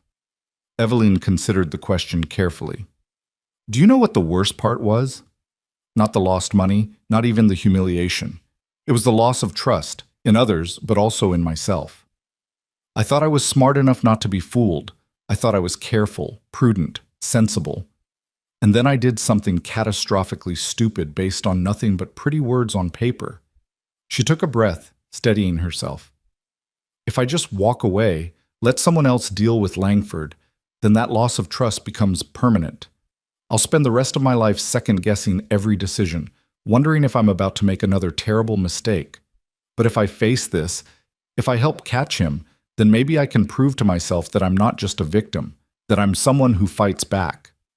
Caleb nodded slowly. "That makes sense. But Evie, you don't have anything to prove. Not to me, not to anyone. You're already stronger than you think." The words wrapped around something broken inside her, not quite healing it, but at least acknowledging the wound. "Thank you," she whispered. They stood together in the gathering darkness, two damaged people finding unexpected kinship and shared purpose. And for the first time since this whole nightmare began, Evelyn felt something shift inside her. Not hope exactly, but something close to it. The possibility that maybe, just maybe, she could emerge from this disaster as someone stronger than who she'd been before. 2 days later, they rode back to Jacobson's stage stop. The journey back to Jacobson's stage stop felt entirely different from Evelyn's first arrival. Then, she'd been full of nervous anticipation, her heart caught between hope and anxiety about meeting the man she believed she'd marry. Now, riding beside Caleb through the same landscape, she carried a different kind of tension, the sharp awareness of someone walking knowingly into danger. The letter she'd written was tucked carefully in her saddlebag, composed over 2 evenings of painstaking effort to strike exactly the right tone. She'd read it aloud to Caleb 3 times, refining phrases until they captured the perfect mixture of devastation, confusion, and residual vulnerability. It was addressed to Helen Bradshaw, though of course it would never actually reach that woman. The point was for Langford, or whoever might be watching for his interests, to intercept it, to believe it was genuine correspondence from a woman still reeling from betrayal. "You're quiet," Caleb observed as they crested a familiar rise. The stage stop was visible in the distance, that same lonely building where Evelyn's dreams had died what felt like a lifetime ago. "Just thinking," she replied, "about how different everything looks now." "Second thoughts?" Evelyn shook her head. "No, just awareness, I suppose, of how much can change in a week." They'd timed their arrival for late afternoon, when the light was beginning its slow fade toward evening. Caleb wanted Evelyn visible to anyone who might be watching, but not so exposed that she'd be vulnerable after dark. The plan was simple. She'd spend a few hours at the stage stop, making sure Mr. Jacobson and anyone else around saw her, heard her story about waiting for the next stage east. She'd post her letter, take a meal, perhaps sit on that same bench where Caleb had found her. Then, as darkness fell, she'd leave with him, and they'd establish their surveillance position in the hills overlooking the stop. Mr. Jacobson looked surprised to see her when they entered. "Miss Porter, I didn't expect— that is, I thought you'd moved on." "I had," Evelyn said, letting exhaustion color her voice. It wasn't difficult. She was tired, though not for the reasons Jacobson would assume. "I've been staying with a family north of here, working to earn passage money back to Philadelphia. Mr. Mercer was kind enough to escort me back here to wait for the next stage." Jacobson's gaze shifted to Caleb with new understanding. The Pinkerton agent had clearly made an impression during their last visit. "That's decent of you, Mercer. When's the next stage through, Miss Porter?" 4 days, I believe," Evelyn replied, consulting a schedule she'd memorized. "I was hoping I might stay here while I wait. I can pay for room and board this time." Of course," Jacobson said, his manner considerably warmer now that money was involved. "Same room as before?" "That would be fine. Thank you." While Jacobson prepared her room, Evelyn approached the small postal station in the corner of the building. A weathered man with ink-stained fingers looked up from sorting mail. "Help you, miss?" "I need to post a letter," Evelyn said, pulling the envelope from her bag. "To Philadelphia. What's the fastest way?" "Regular post takes about 2 weeks," the clerk said. "You can pay extra for express delivery. Cuts it down to 10 days or so." "Regular post is fine," Evelyn replied, handing over the letter along with the required coins. "I'm not in any hurry now." She watched as he stamped the envelope and added it to a pile of outgoing mail. The trap was set. Now they just had to wait and see if anyone would take the bait.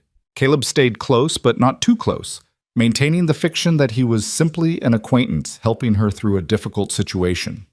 He took a room for himself, then disappeared outside to tend to the horses.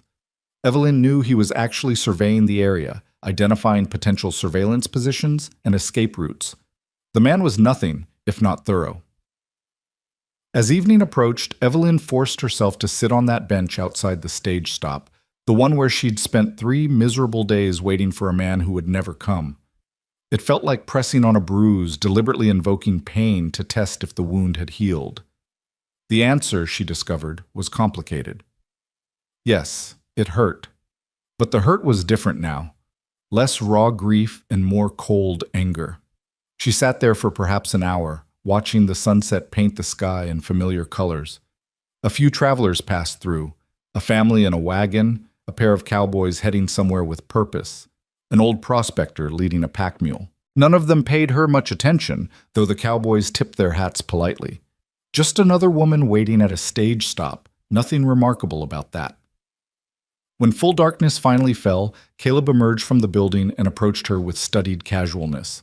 To any observer, it would look like a concerned friend checking on someone who'd suffered a disappointment.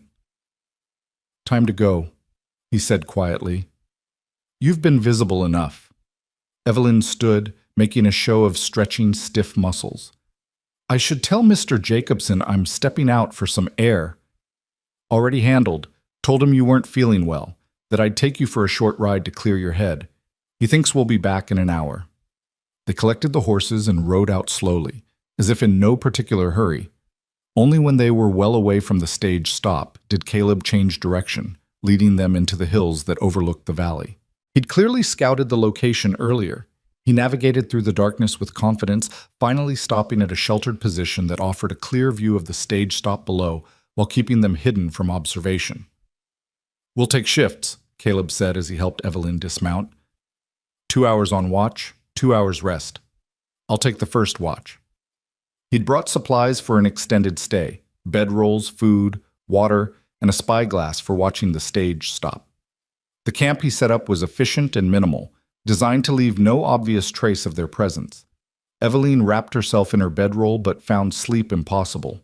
The night air was cold, carrying the sharp clarity that came with high altitude, and every sound seemed magnified in the darkness. She could hear Caleb moving quietly nearby, the soft sounds of him settling into position to watch the stage stop.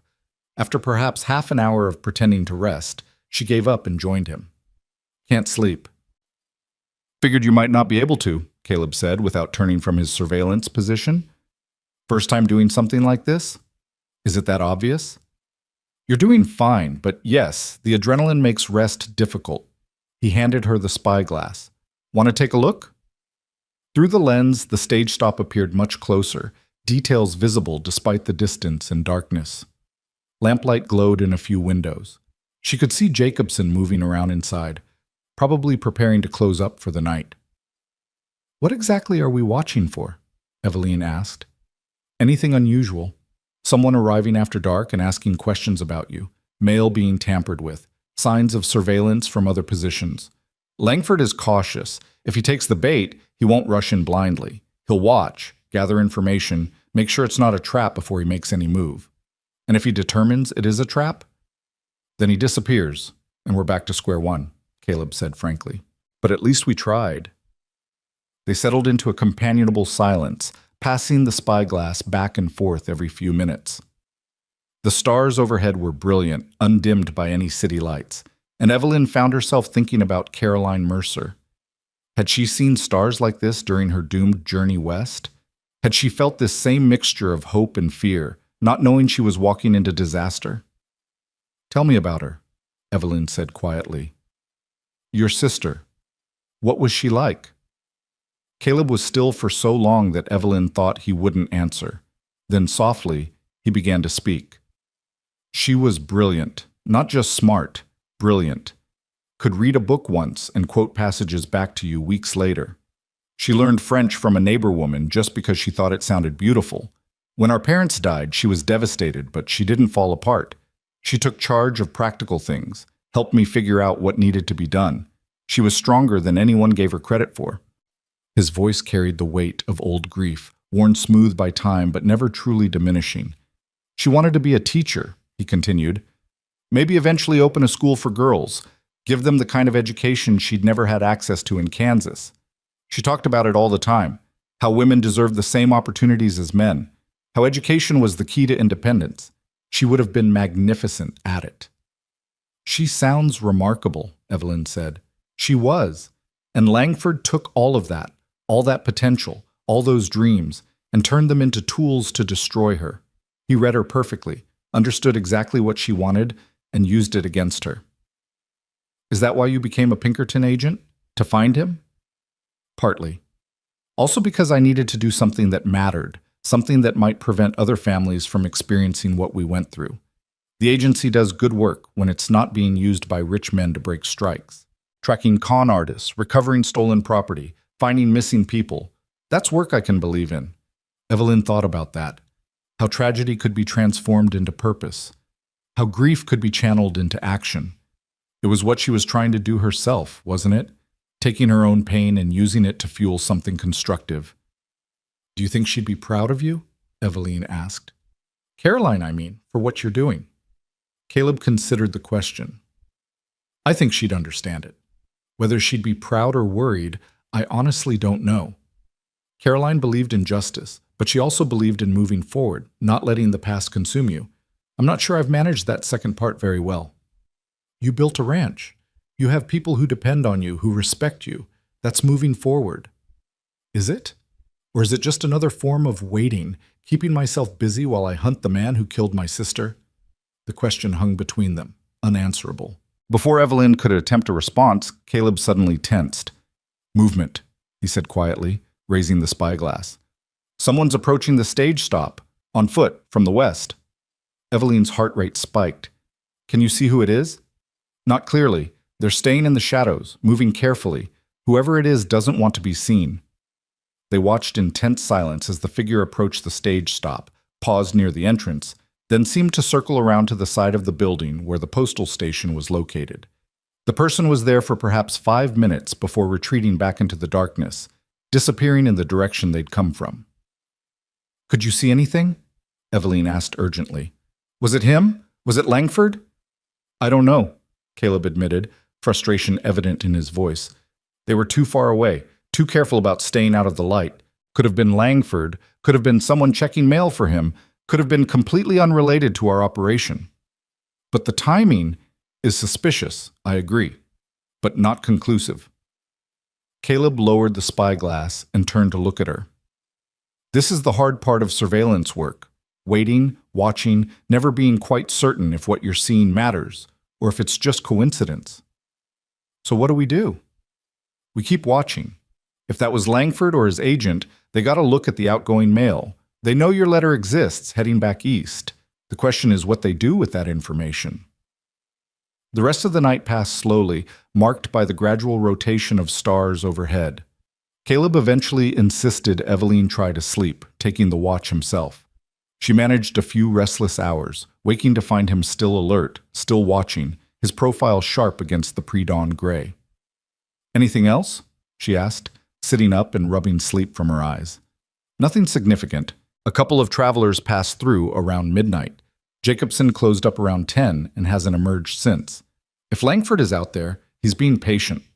They maintained their surveillance through the next day, taking turns watching the stage stop and catching brief periods of rest. It was tedious work, requiring more patience than Eveline had realized. Nothing happened, or rather, the normal things happened. Travelers came and went. Jacobson went about his business. The mail coach arrived in the afternoon, dropped off a few passengers and packages, and departed.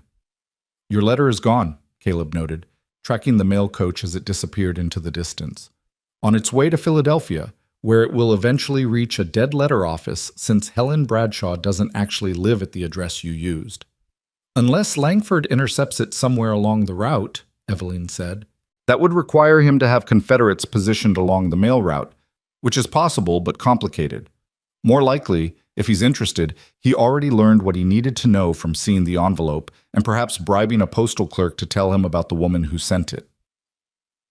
As the second day of surveillance wore on, Eveline found herself growing restless. The inactivity was harder than she'd anticipated, the constant state of alert vigilance exhausting in its own way. She understood now why Caleb had warned her that this could take days or weeks. The waiting was its own form of torture. Tell me about the other women, she said during one of their shared watches. The ones Langford victimized.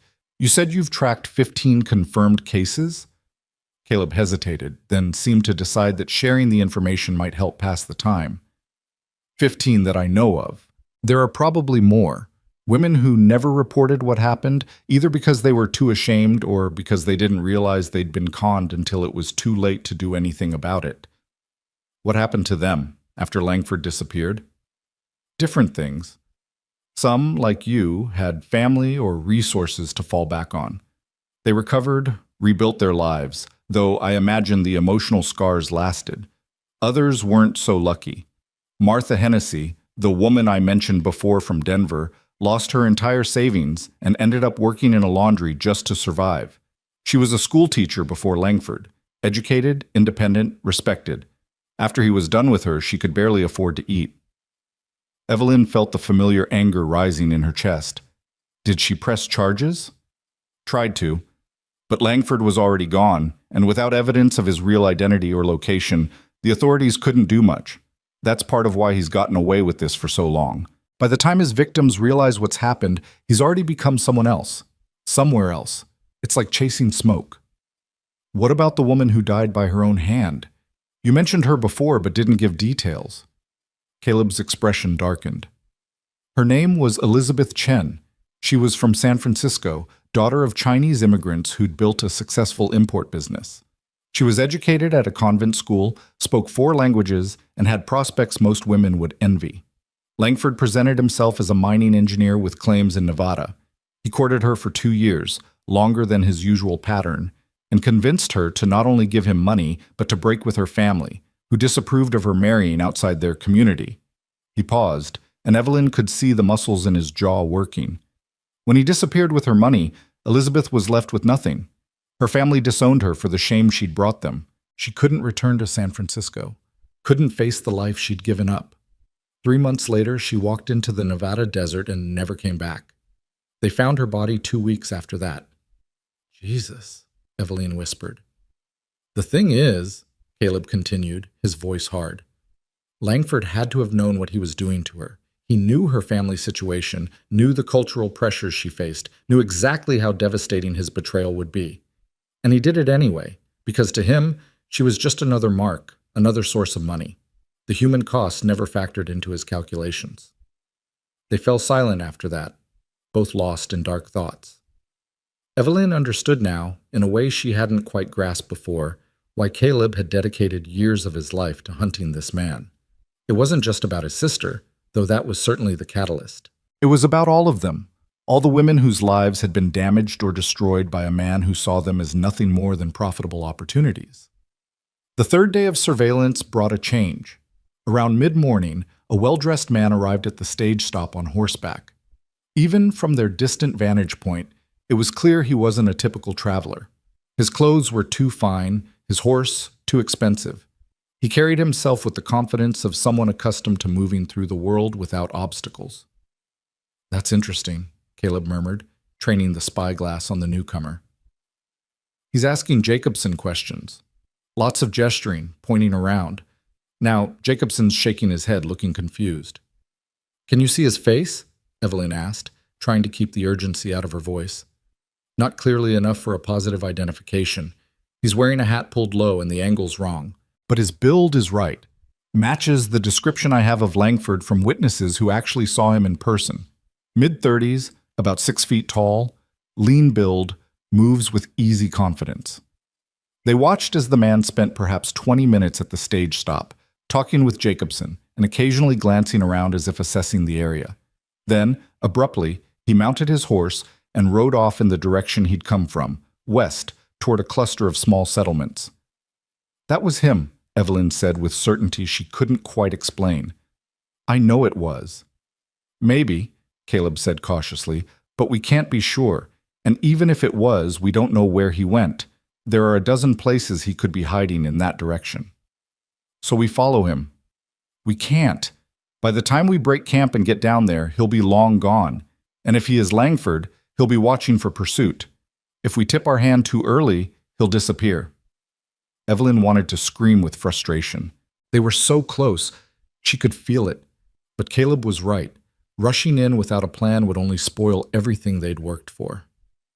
What do we do then? She asked, forcing herself to speak calmly. We wait a little longer, see if he comes back. If that was Langford, and if he believed your letter was genuine, he'll need to develop a plan for approaching you. He's not going to just walk up and reintroduce himself. He'll need a new angle, a new story. That takes time.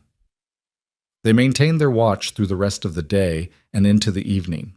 The well-dressed stranger didn't return, but Evelyn noticed something else.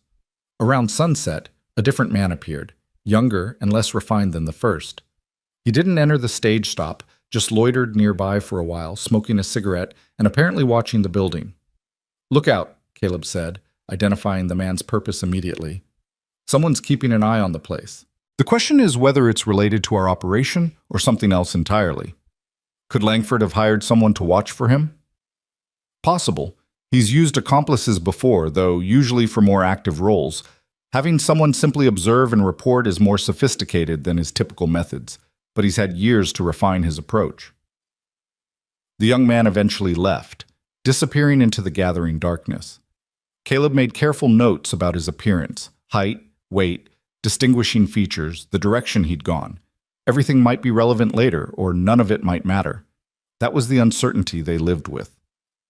On the fourth day, Evelyn was starting to think the entire plan had been a failure when things finally shifted. It was early afternoon, the sun beating down with autumn warmth, when a woman arrived at the stage stop in a small buggy. She was well dressed, clearly not a typical frontier traveler, and she carried herself with purpose. Caleb tensed immediately. That's new. Through the spyglass, they watched as the woman entered the stage stop and emerged a short time later with Jacobson.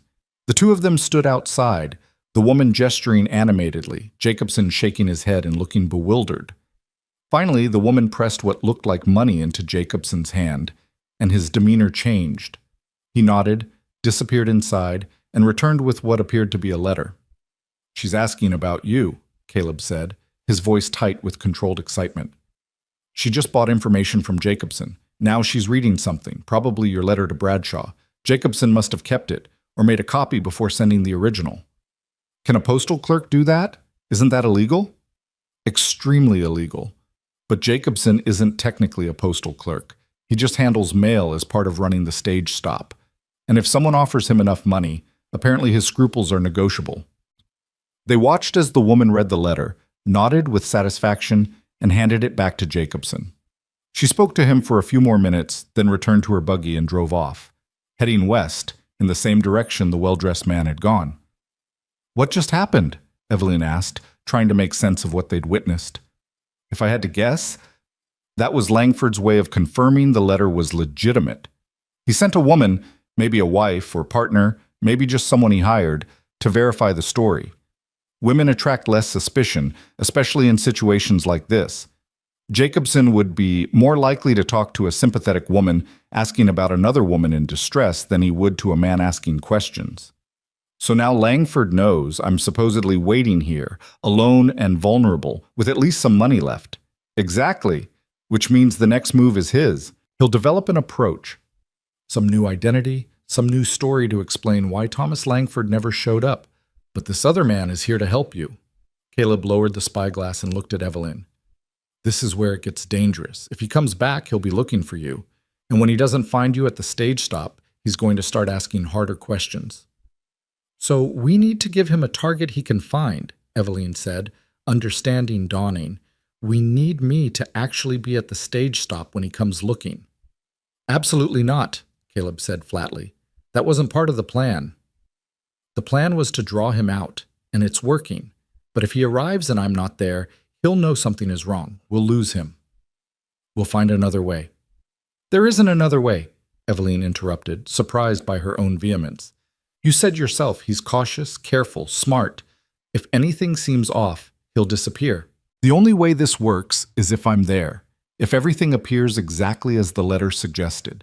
Me, alone, waiting for a stage, vulnerable and desperate." "With me hidden nearby," Caleb countered. "The moment he approaches you, I move in. But Evie, you need to understand what you're agreeing to. Langford is dangerous.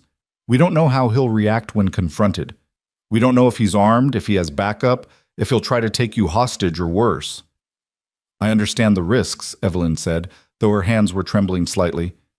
"And I'm still willing to take them. This man destroyed my life, Caleb. He destroyed your sister's life.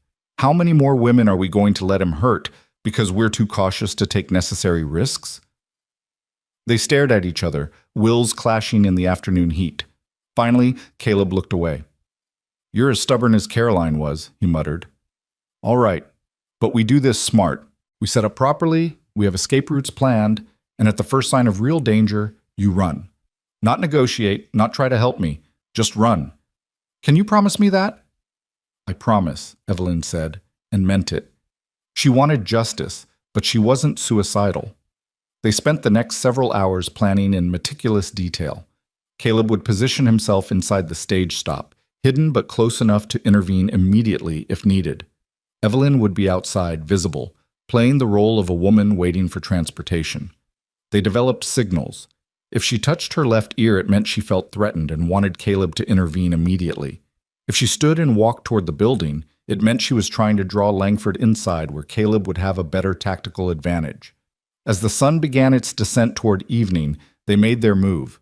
Caleb rode down openly, leaving Evelyn to follow on foot after a short interval, the fiction being that they'd had a falling out, that she'd insisted on managing alone from here.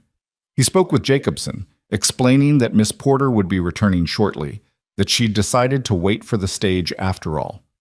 Jacobson seemed unsurprised, probably assuming Evelyn had simply been staying elsewhere and was now ready to move on. Caleb paid for another night's lodging, then made a show of riding off, heading east as if returning to his ranch. In reality, he circled back on foot, entering the stage stop through a rear entrance and concealing himself in a storage room that offered a clear view of the main area. Evelyn waited until full darkness before approaching the stage stop herself, carrying her small bag and looking appropriately weary.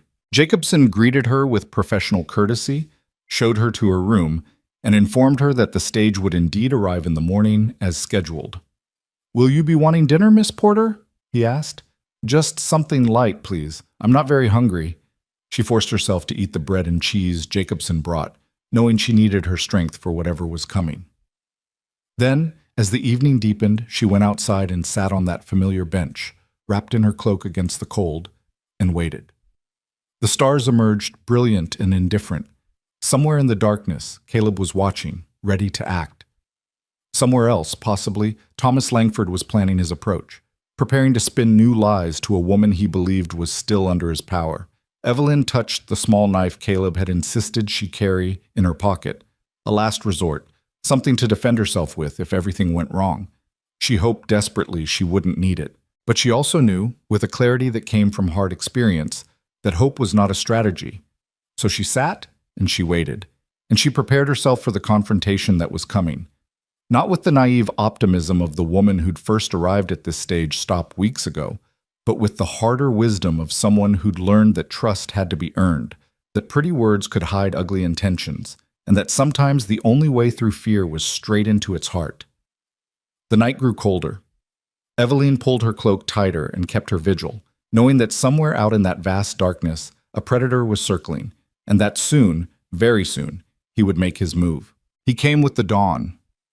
Evelyn had dozed fitfully through the night, jerking awake at every sound, her hand instinctively moving to the knife in her pocket.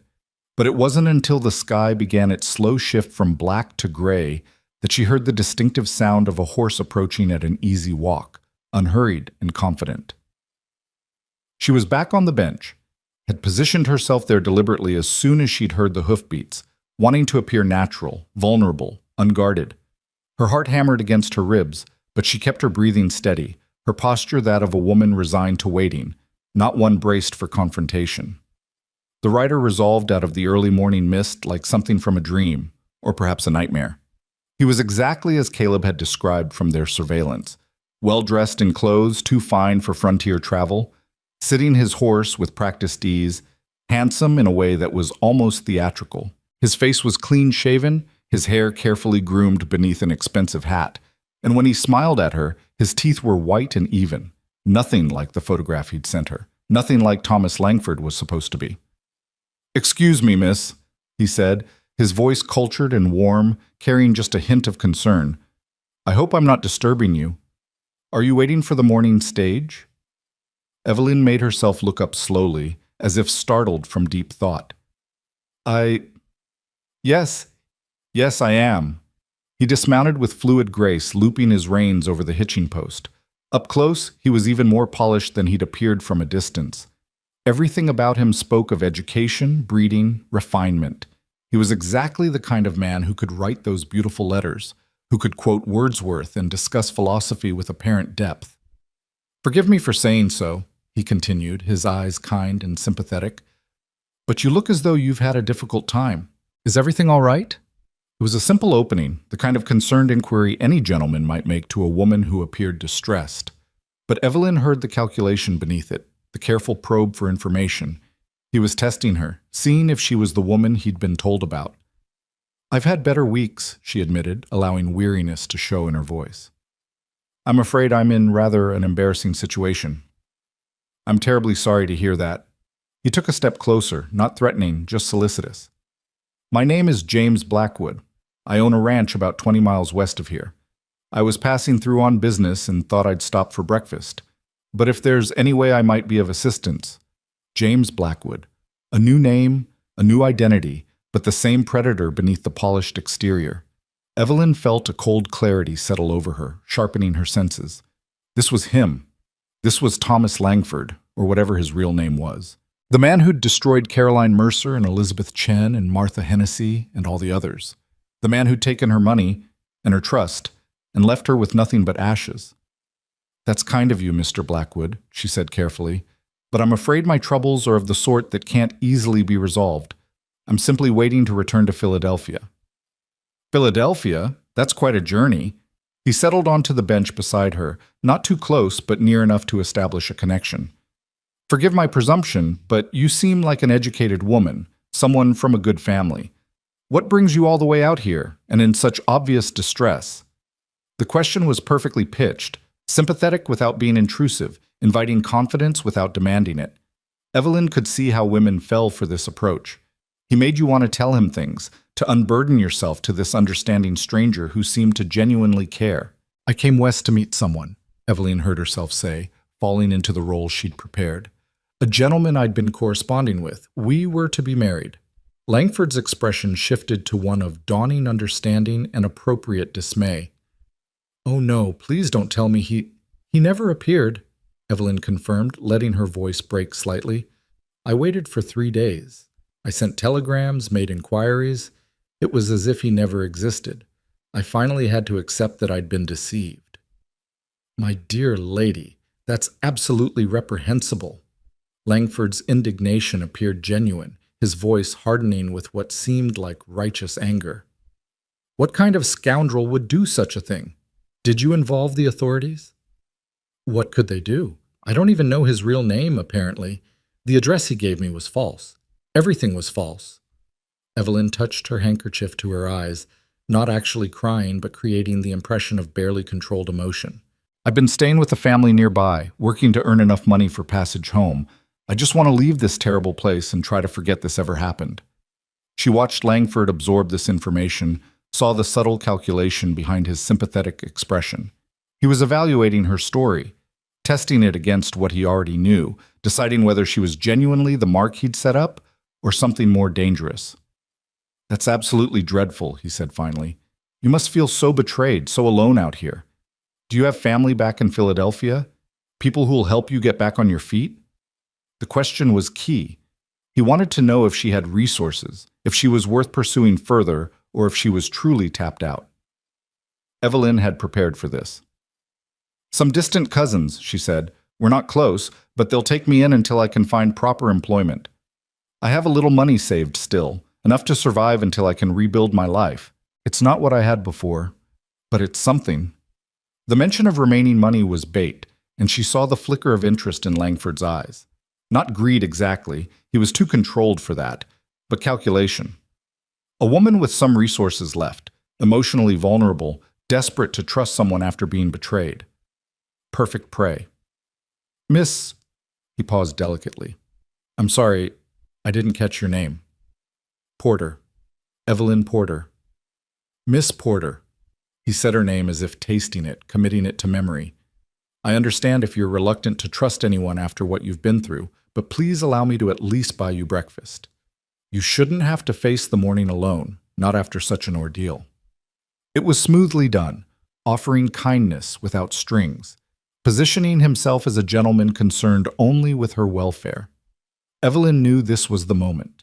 Accept his offer. Let him draw her further into conversation. Give him time to weave his new deception. Inside the stage stop, hidden in that storage room, Caleb would be listening to every word. She'd positioned herself deliberately so their voices would carry through the open window. He would know Langford had arrived, would be ready to move the moment she gave the signal.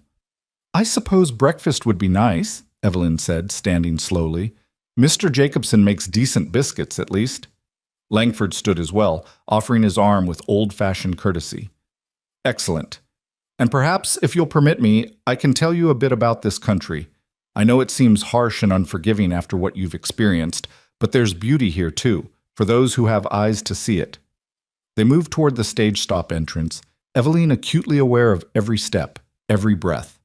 Langford was still talking, his voice warm and engaging, spinning a story about his ranch and his life out west. He was good at this, the pacing, the details that seemed specific enough to be believable without being so concrete they could be verified. She understood now how he'd fooled so many women. The letters had been impressive, but in person, with the force of his personality and practiced charm, he was nearly irresistible. Nearly. Jacobson looked up as they entered, his expression curious but not alarmed. To him, this was simply a gentleman being kind to a lady in distress. Nothing unusual about that. "Morning, Jacobson," Langford said easily. "Could we get breakfast for two? And coffee? Plenty of coffee." "Sure thing, Mr. Blackwood," Jacobson nodded to Eveline. "Miss Porter, glad to see you're not sitting out in the cold this morning." They settled at one of the rough tables, and Langford continued his performance. He asked questions that seemed genuinely interested in her as a person. What she'd done in Philadelphia, what her interests were, how she'd occupied her time. He never pressed too hard, never made her uncomfortable, but slowly, skillfully, he was building a connection. And all the while, Eveline was watching him, studying him, seeing past the performance to the predator beneath. She noticed how his eyes occasionally flicked to her reticule, assessing, how he carefully positioned himself between her and the door, not obviously, but enough to control her movements, how every gesture, every word, was calibrated to elicit a specific response. "You mentioned you were traveling on business," Eveline said, when Jacobson brought their breakfast. "What sort of business, if you don't mind my asking?" "Cattle, mostly," Langford replied smoothly. "I'm meeting with buyers in Cheyenne tomorrow, negotiating contracts for the spring. It's tedious work but necessary. A ranch doesn't run itself, unfortunately." "You run it alone?" "I have good men working for me, but yes, ultimately the responsibility falls to me. It's lonely sometimes, I'll admit. The frontier isn't kind to those who crave intellectual companionship. Most of the men out here are more comfortable with a whiskey bottle than a conversation about literature or philosophy." He was setting up the next phase, Eveline realized. The lonely rancher, successful but isolated, longing for someone who could understand him.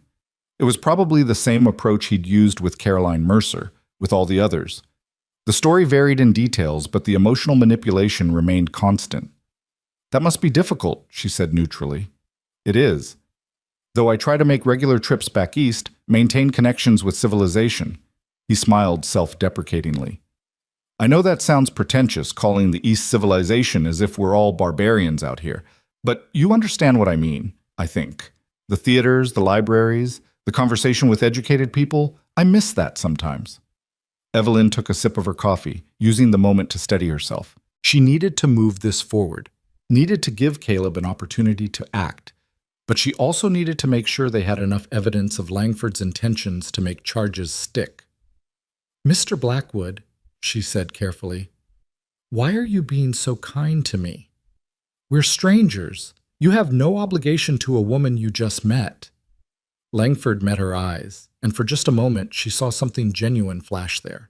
Not kindness exactly, but a kind of respect. He recognized she was being cautious, testing him, and he approved. It made her seem smarter, more of a challenge, which probably made her more interesting prey. "Honestly," he said, "because I've seen what happens to people out here when they face difficulties alone. The frontier can be brutal, Miss Porter.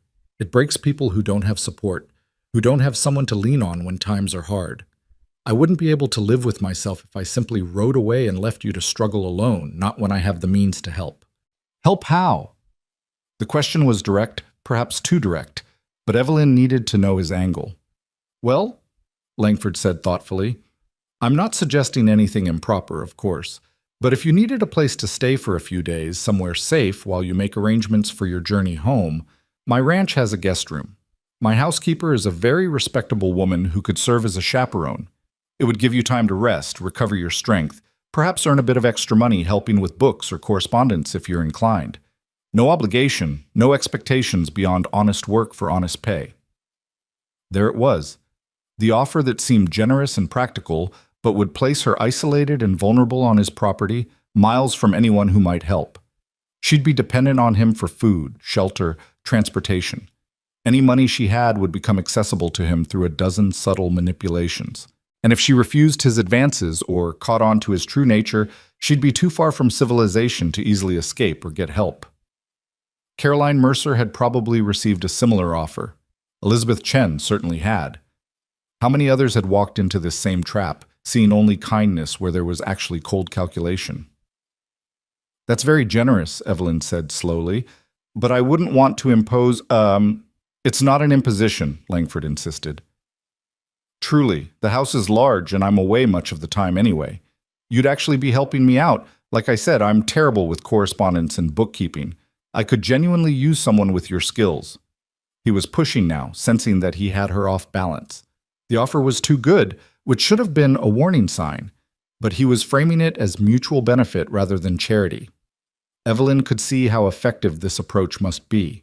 Women who were proud, who didn't want to accept handouts, could tell themselves they were earning their keep. She glanced toward the back of the room, where she knew Caleb was hidden. They had enough now, didn't they? Langford had established his new identity, made his play for her trust, offered the trap that would isolate her. But some instinct made her hesitate, made her want to push just a little further. "Mr. Blackwood," she said quietly, "have we met before?" Langford's expression didn't change, but Evelyn sensed the sudden spike of tension in him. "I don't believe so. I'm certain I would remember. It's just, you remind me of someone. The way you speak, certain phrases you use. It's probably nothing, just my mind playing tricks after everything that's happened." She was testing him, seeing how he'd react to the suggestion that she might recognize him. A truly innocent man would be puzzled, but unbothered. Langford's reaction was more controlled, more guarded. "We all have common mannerisms," he said smoothly, "especially those of us with similar educational backgrounds. But no, Miss Porter, I'm quite certain we haven't met. I would definitely remember a woman as remarkable as yourself." The compliment was reflexive, an automatic redirection away from dangerous territory. And in that moment, Evelyn realized something that made her blood run cold. Langford wasn't working alone this time. The woman who'd come to verify her letter, the young man who'd been watching the stage stop, they were part of his operation, which meant there might be others nearby, backup in case something went wrong. She needed to signal Caleb, needed to move this to a conclusion before Langford's confederates arrived. But before she could act, the decision was taken out of her hands. The door to the stage stop opened, and the woman from the buggy walked in. She was dressed differently now, more practically like someone who belonged in frontier country, but Evelyn recognized her immediately. The woman's eyes swept the room, took in the scene of Langford sitting with Evelyn, and something flickered across her face. Surprise? Concern? It was gone too quickly to identify. "James," the woman said, her voice carrying a note of familiarity that sent warning bells clanging in Evelyn's mind. "I've been looking for you. We need to leave soon if we're going to make Cheyenne by tomorrow." Langford's expression remained pleasant, but Evelyn saw the tightness around his eyes. This wasn't part of his plan. The woman's arrival was unexpected, possibly unwelcome. "Catherine," he said smoothly, standing to greet her. "I wasn't expecting you until later. Miss Porter, this is Catherine Wells, my business associate. Catherine, this is Miss Evelyn Porter. She's had some difficulties and I was just offering assistance." Catherine's gaze shifted to Evelyn, assessing her with an intensity that was almost physical. "How charitable of you," she said, but there was something brittle in her tone. "Miss Porter, you should know that James has a reputation for helping damsels in distress. It's quite admirable, really." The words were superficially supportive, but the subtext was clear. This woman was warning her off, marking territory. Evelyn's mind raced. Was Catherine a confederate in Langford's schemes, or was she another victim, one who'd fallen for his lies and now worked with him either willingly or through some form of coercion? "I appreciate Mr. Blackwood's kindness," Evelyn said carefully. "Though I haven't accepted his offer of employment yet, I was just explaining that I need to think about it." "Very wise," Catherine said, her smile not reaching her eyes. "It's always good to be cautious with strangers, isn't it? even ones who seemed trustworthy. The tension in the room had shifted, become something more complex than just Langford's predation. There were currents here Evelyn didn't fully understand, relationships and dynamics that weren't immediately obvious. But one thing was clear: Catherine's arrival had disrupted Langford's plan, made him uncertain, and uncertain men made mistakes. "James," Catherine continued, "we really should go. The cattle buyers won't wait forever, and you know how particular Henderson is about punctuality." "Yes, of course," Langford said, but Evelyn could see him calculating, trying to salvage the situation. "Miss Porter, I apologize for leaving so abruptly. If you'd like to consider my offer, I'll be back through this way in 3 days. Perhaps we could continue our conversation then?" He was trying to maintain the connection, keep the possibility open. 3 days would give him time to deal with whatever Catherine represented, to come back with a new approach. Evelyn knew this was the moment. Let him leave, and they might lose him, might never get another chance this good. But if she moved too soon without Caleb's support, she could find herself facing 2 people instead of 1, and the odds would shift dramatically against her. She made her decision. "Actually, Mr. Blackwood," she said, standing and reaching into her reticule, "I don't think we need to wait 3 days. I think we should settle this matter right now." She pulled out the small knife Caleb had given her, not brandishing it as a weapon, but holding it where it could be seen. At the same moment, she touched her left ear with her other hand, the signal they'd agreed upon. Langford's expression shifted instantly, the mask of charm dropping away to reveal cold assessment. "Miss Porter, I'm not sure what you think you're—" The storage room door slammed open, and Caleb emerged with his pistol drawn. "United States Pinkerton Agency," he said, his voice hard and official, and "Thomas Langford, you're under arrest for fraud, theft, and conspiracy to commit fraud." Everything happened very fast after that. Langford's hand moved toward his coat, and Caleb's gun came up to center on his chest. "Don't," Caleb said quietly. "Whatever you're reaching for, it's not worth dying for." Catherine made a sound, not quite a scream, more like a gasp of realization. She stumbled backward, her face going white. "Oh God," she whispered. "Oh God, you're her, aren't you? You're one of them. One of his marks." The confirmation hit Evelyn like a physical blow. Catherine knew. She knew what Langford was, what he did, and she'd been part of it. Jacobson had frozen behind his counter, staring at the scene with wide eyes. "What in the hell is going on here?" "Stay back, Jacobson," Caleb ordered, not taking his eyes off Langford. "This doesn't concern you." "Langford, hands where I can see them. Slowly." Langford complied, but his expression held no fear. Instead, he was watching Caleb with something like recognition. "You're Mercer," he said, "Caroline's brother.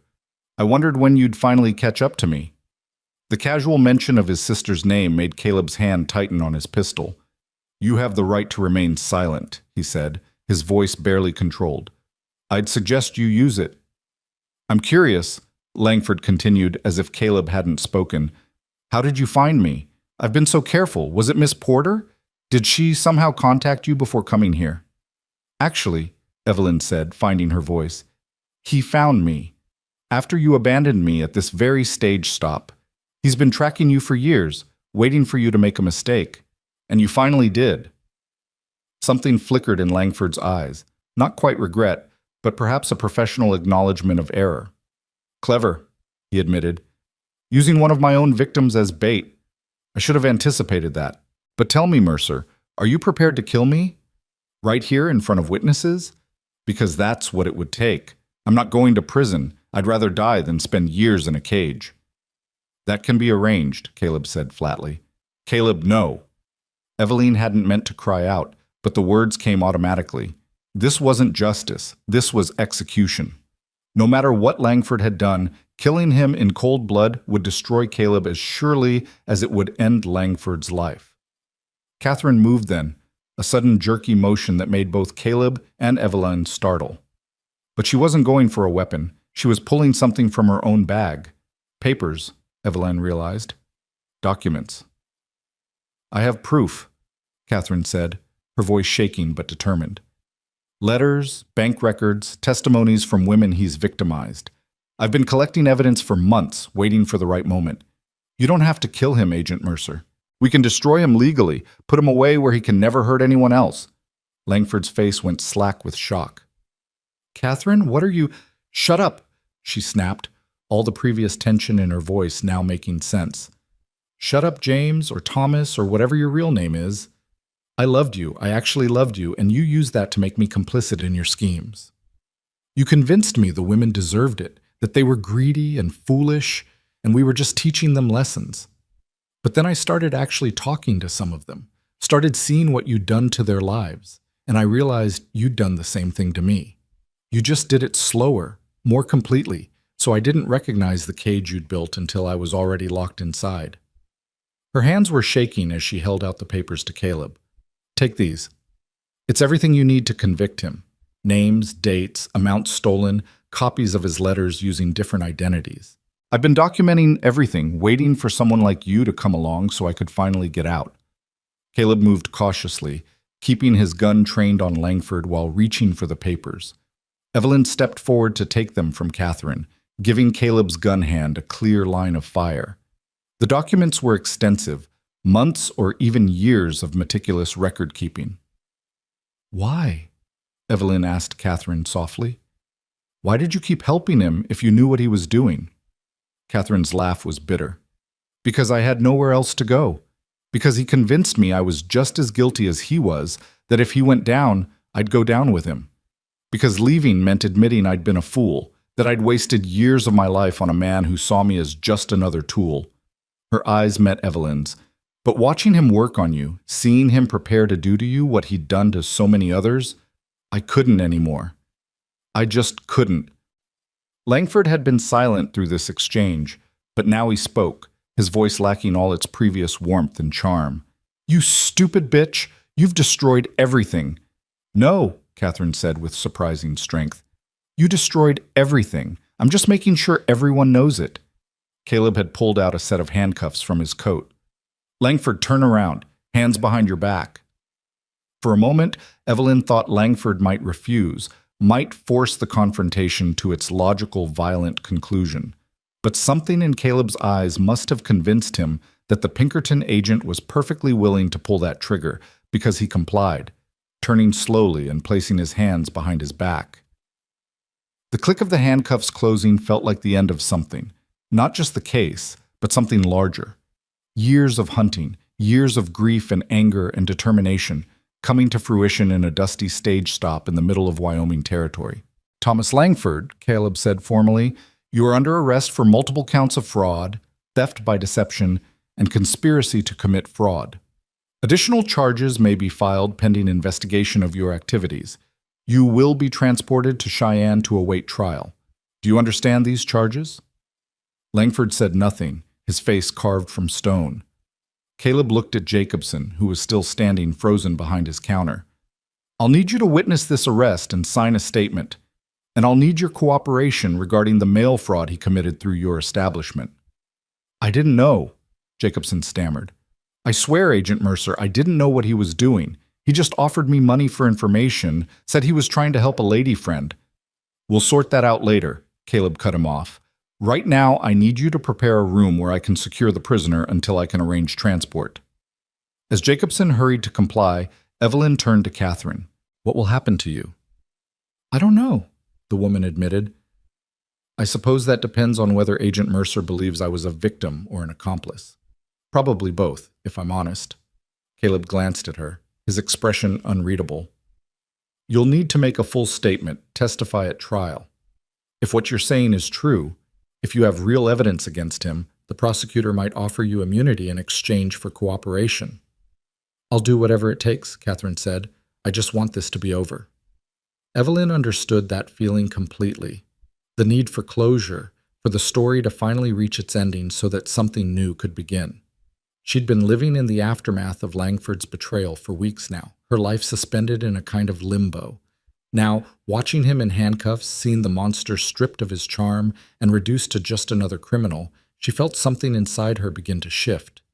It wasn't quite healing. That would take time, maybe years. But it was the possibility of healing, the first tentative step toward reclaiming herself from the wreckage he'd made of her life. Caleb secured Langford in a back room, with Jacobson standing nervous guard. Then he returned to where Evelyn and Catherine waited, the papers Catherine had provided spread on the table between them. "This is good work," he said to Catherine, leafing through the documents. "Thorough, organized, exactly what we need. How long have you been compiling this?" 8 months, Catherine said. "Since I realized what I'd gotten myself into and started looking for a way out. I knew I couldn't just leave. He'd find me, convince me to come back, or worse. I needed leverage, insurance. So I started documenting everything." "Did he know you were doing this?" "No. He thought I was just helping him keep records, stay organized. He never suspected I was building a case against him." Caleb nodded slowly, then looked at Evelyn. "You all right?" The question was simple, but weighted with concern that went beyond professional duty. Evelyn realized he was asking not just about her physical safety, but about everything else. Her emotional state, her ability to process what had just happened, her readiness for what would come next. "I'm fine," she said, and was surprised to find it was mostly true. "Or I will be." "Caleb, we did it. We actually caught him." "You did it?" Caleb corrected. "Your plan, your bravery. I just provided backup." "We both did it," Evelyn insisted. "And Catherine. Without her evidence, he might have found a way to slip free on technicalities." Catherine looked between them, understanding dawning. "You two weren't together before this? This really was a trap?" "We met the day after Langford abandoned Evelyn at this stage stop," Caleb explained. "I've been tracking him for years, trying to prevent what he did to my sister from happening to anyone else. When I found Evelyn, we decided to work together." "Your sister?" Catherine's face crumbled. "Oh God, was she—" "Caroline Mercer," Caleb said quietly. "He called himself Jonathan Fairfax when he conned her. She died in Sacramento 2 years ago, alone and penniless because he'd taken everything she had." Catherine sat down heavily, her face in her hands. "I'm so sorry," she whispered. "I'm so sorry. I didn't know about her specifically, but I knew there were others, women whose lives he'd destroyed. And I kept helping him anyway, telling myself it wasn't my fault, that I was just as much a victim as they were." "You were a victim," Evelyn said, surprising herself with the certainty in her voice. "What he did to you was different than what he did to the rest of us. But it was still manipulation, still abuse. He isolated you, made you dependent on him, convinced you that you were complicit so you'd be too afraid to leave. That's not partnership, Catherine. That's captivity." The other woman looked up, tears streaming down her face. "How can you say that? How can you be kind to me after what I helped him do?" "Because I've had time to think about how he operates," Evelyn said. "How he finds the vulnerable places in people and exploits them. You're not evil, Catherine. You're just another one of his victims. The difference is you found the strength to fight back, to help us stop him. That takes courage." They spent the next several hours giving statements, sorting through Catherine's documents, and making arrangements for Langford's transport to Cheyenne. A deputy from the nearest town arrived by late afternoon, summoned by one of Jacobson's staff, and took custody of the prisoner. Caleb would ride with them to ensure Langford actually made it to jail. He clearly didn't trust anyone else with this responsibility. Before they left, Caleb pulled Evelyn aside. "You should come with us. You'll need to give official testimony, and it would be safer to do it in Cheyenne, where there's proper law enforcement." "I will," Evelyn promised. "But not today. I need a moment to breathe, Caleb, to process everything that just happened. I'll come to Cheyenne tomorrow, I swear, but right now I need to not be in motion for just a little while." He studied her face, then nodded slowly. "All right. But Evie? Thank you for everything. For your courage, your intelligence, your willingness to risk yourself for something that mattered. Caroline would have liked you." The words broke something open inside Evelyn, and she found herself crying, not from grief or fear, but from relief and exhaustion, and the overwhelming sense that something monumental had been accomplished. Caleb pulled her into an embrace, and she let herself lean into his strength for just a moment before pulling back and wiping her eyes. "Go," she said. "Make sure he doesn't escape. Make sure justice actually happens this time." "Count on it," Caleb said grimly. She watched them ride out, Caleb, the deputy, and Langford shackled on a horse between them. Catherine went with them too, under a kind of informal protective custody until her exact legal status could be determined. And then Evelyn was alone at the stage stop again, just as she'd been weeks ago. But everything was different now. She wasn't the naive woman who'd arrived here expecting to meet her future husband. She wasn't even the broken woman Caleb had found crying on a bench, her dreams in ruins around her.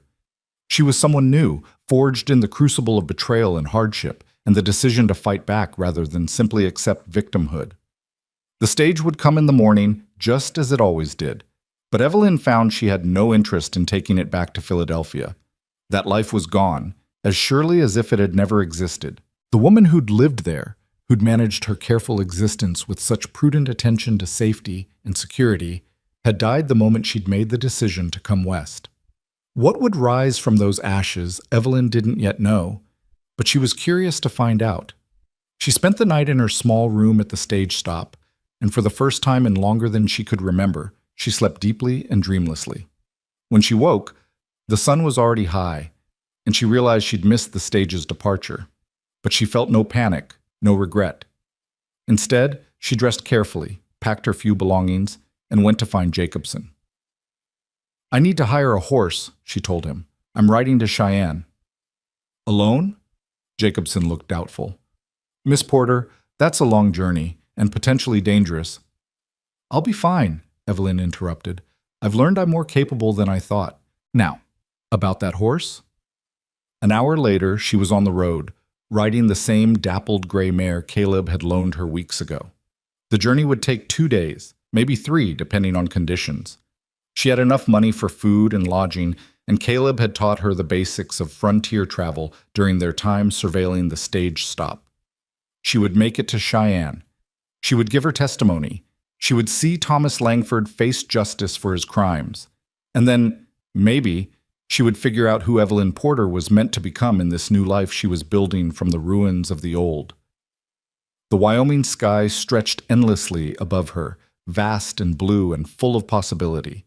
And for the first time since this whole nightmare began, Evelyn Porter smiled. The ride to Cheyenne took 3 days instead of 2, but Evelyn didn't mind. She traveled at her own pace, stopping when she wanted, camping under stars that seemed close enough to touch. The solitude should have frightened her. A woman alone on the frontier was vulnerable in ways she'd been raised to fear, but instead she found it liberating. Every mile she traveled was a mile she'd chosen. Every decision was hers alone to make. After months of being manipulated, of having her choices shaped by Langford's carefully crafted lies, the simple act of autonomy felt revolutionary. She reached Cheyenne on a crisp autumn afternoon, the town sprawling before her with its mix of rough frontier architecture and newer buildings that aspired to Eastern sophistication.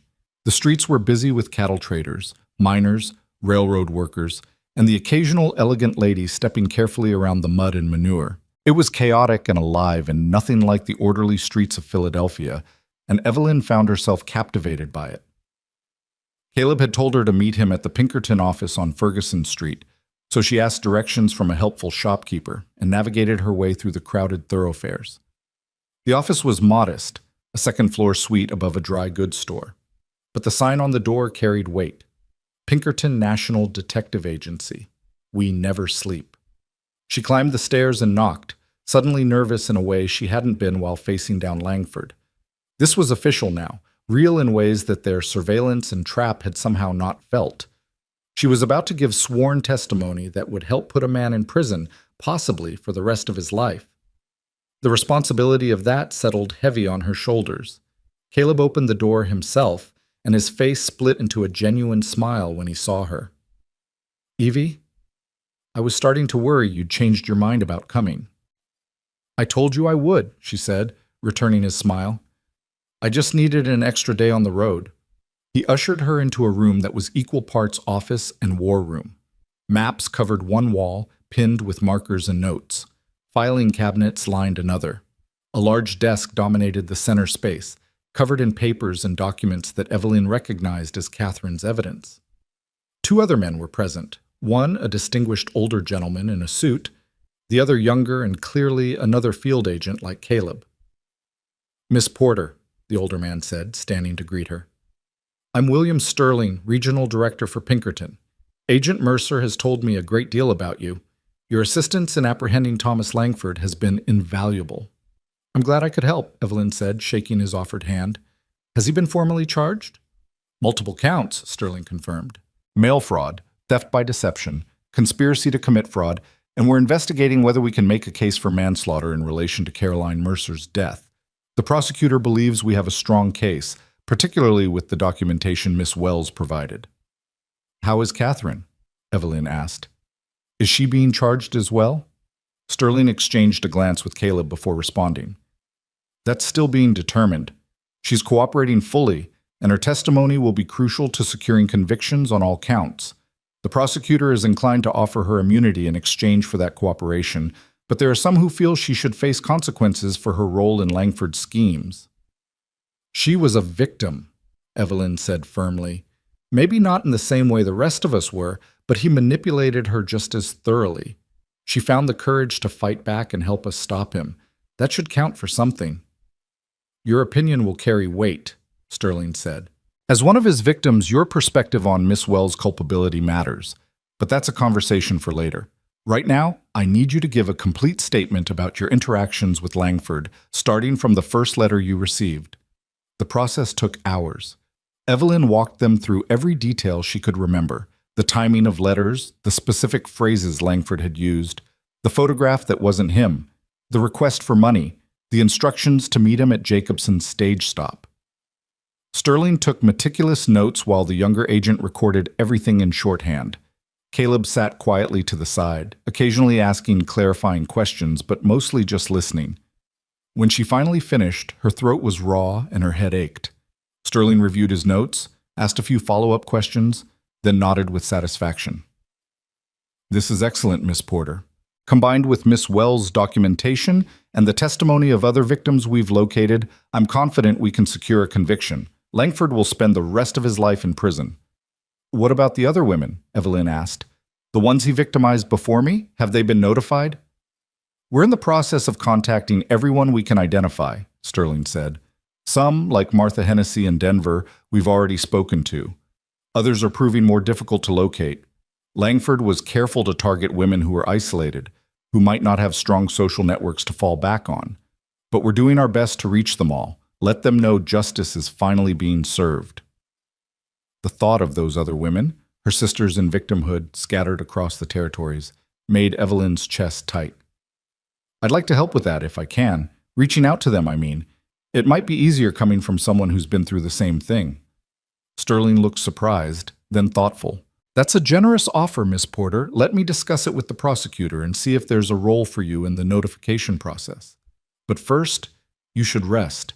You've had a long journey, and you've done more than your share already. Caleb stood. I'll make sure Miss Porter gets settled. There's a decent boarding house 2 blocks from here. Respectable place, run by a widow named Mrs. Henderson. She keeps clean rooms and sets a good table. Sterling nodded approval. Get some rest, Miss Porter. We'll talk more tomorrow about next steps. Outside, the afternoon had faded into evening, the streets emptying as people headed home for dinner. Caleb walked beside Evelyn, leading her horse, comfortable in the silence between them. It was only when they reached the boarding house that he spoke. You did well in there. I know giving that statement couldn't have been easy, reliving everything. It wasn't, Evelyn admitted. But it also felt important. Like I was taking back the narrative, making my voice part of the official record. Does that make sense? Complete sense. Caleb helped her dismount, then handed the reins to a stable boy with instructions for the horse's care. Evie, I need to tell you something. The trial is going to take months to prepare. Langford has hired expensive lawyers. Apparently he has money hidden away that we haven't located yet. His defense team will try every trick they can think of to get the charges dismissed or reduced. It's going to be a long, ugly process. I understand, Evelyn said. I'm prepared for that. Are you prepared for them to attack your character? Because they will. They'll paint you as a gold digger, a woman who came west looking for easy money and is now embarrassed that her scheme failed. They'll suggest you're lying for attention or for revenge, or because you're working with Pinkerton for some kind of financial gain. The warning made Evelyn's stomach clench, but she forced herself to meet Caleb's eyes. Will they do the same thing to the other women? Probably. It's standard defense strategy in cases like this. Discredit the victims, make the jury doubt their testimony. Then I'm definitely prepared, Evelyn said firmly. Because if standing up there and letting Langford's lawyers attack me means that he goes to prison and can never do this to anyone else, then I can handle whatever they throw at me. I'm not the fragile woman I was when I first arrived at that stage stop, Caleb. I'm stronger now. Something shifted in his expression, pride maybe, or respect, or something deeper that he wasn't quite ready to name. Yes, he said quietly. You are. Mrs. Henderson's boarding house was everything Caleb had promised, clean, respectable, and welcoming in a no-nonsense frontier way. The widow herself was a handsome woman in her 50s, who took one look at Evelyn's travel-worn state and immediately ordered hot water for a bath and a tray of food sent up to her room. You look like you've been through hell and back, dear, she said, with the kind of frank compassion Evelyn was learning to appreciate about Western women. Get yourself cleaned up and fed, and then sleep as long as you need. Everything else can wait until tomorrow. Evelyn followed that advice gratefully, soaking away the dust and strain of travel, eating her first proper meal in days, and then falling into the soft bed with a sigh of relief. She expected to lie awake worrying about the trial, about what came next, about all the uncertainties still facing her. Instead, she slept like the dead and woke to bright sunlight streaming through her window. The days that followed fell into a routine that was almost comfortable. Evelyn met regularly with Sterling and the prosecutor, refining her testimony and reviewing evidence. She was introduced to 3 other women Langford had victimized: Martha Hennessy from Denver, a woman named Sarah Chen, who was Elizabeth's cousin and wanted justice for her lost relative, and Jane Morrison from Kansas City, who'd lost her teaching position after Langford's con had left her destitute. The 4 of them formed an unlikely alliance bound by shared trauma, but also by a fierce determination to see Langford pay for his crimes. They met for coffee, shared their stories, cried together and raged together, and slowly helped each other begin to heal. It was the first time since her parents' deaths that Evelyn felt like she had real friends, people who understood her not because they'd known her before the disaster, but because they'd walked through similar fires. Catherine Wells was released on her own recognizance after the prosecutor officially granted her immunity in exchange for testimony. She was staying at the same boarding house as Evelyn, and the 2 women developed a cautious friendship that surprised them both.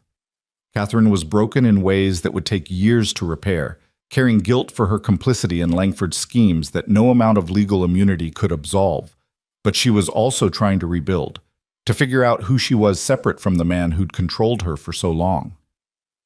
I don't know what to do, Catherine confessed one evening as they sat in the boarding house parlor doing needlework by lamplight. I have no family to return to, no prospects, no real skills beyond helping Langford con innocent women. What kind of future is there for someone like me? The same kind of future as the rest of us, Evelyn said.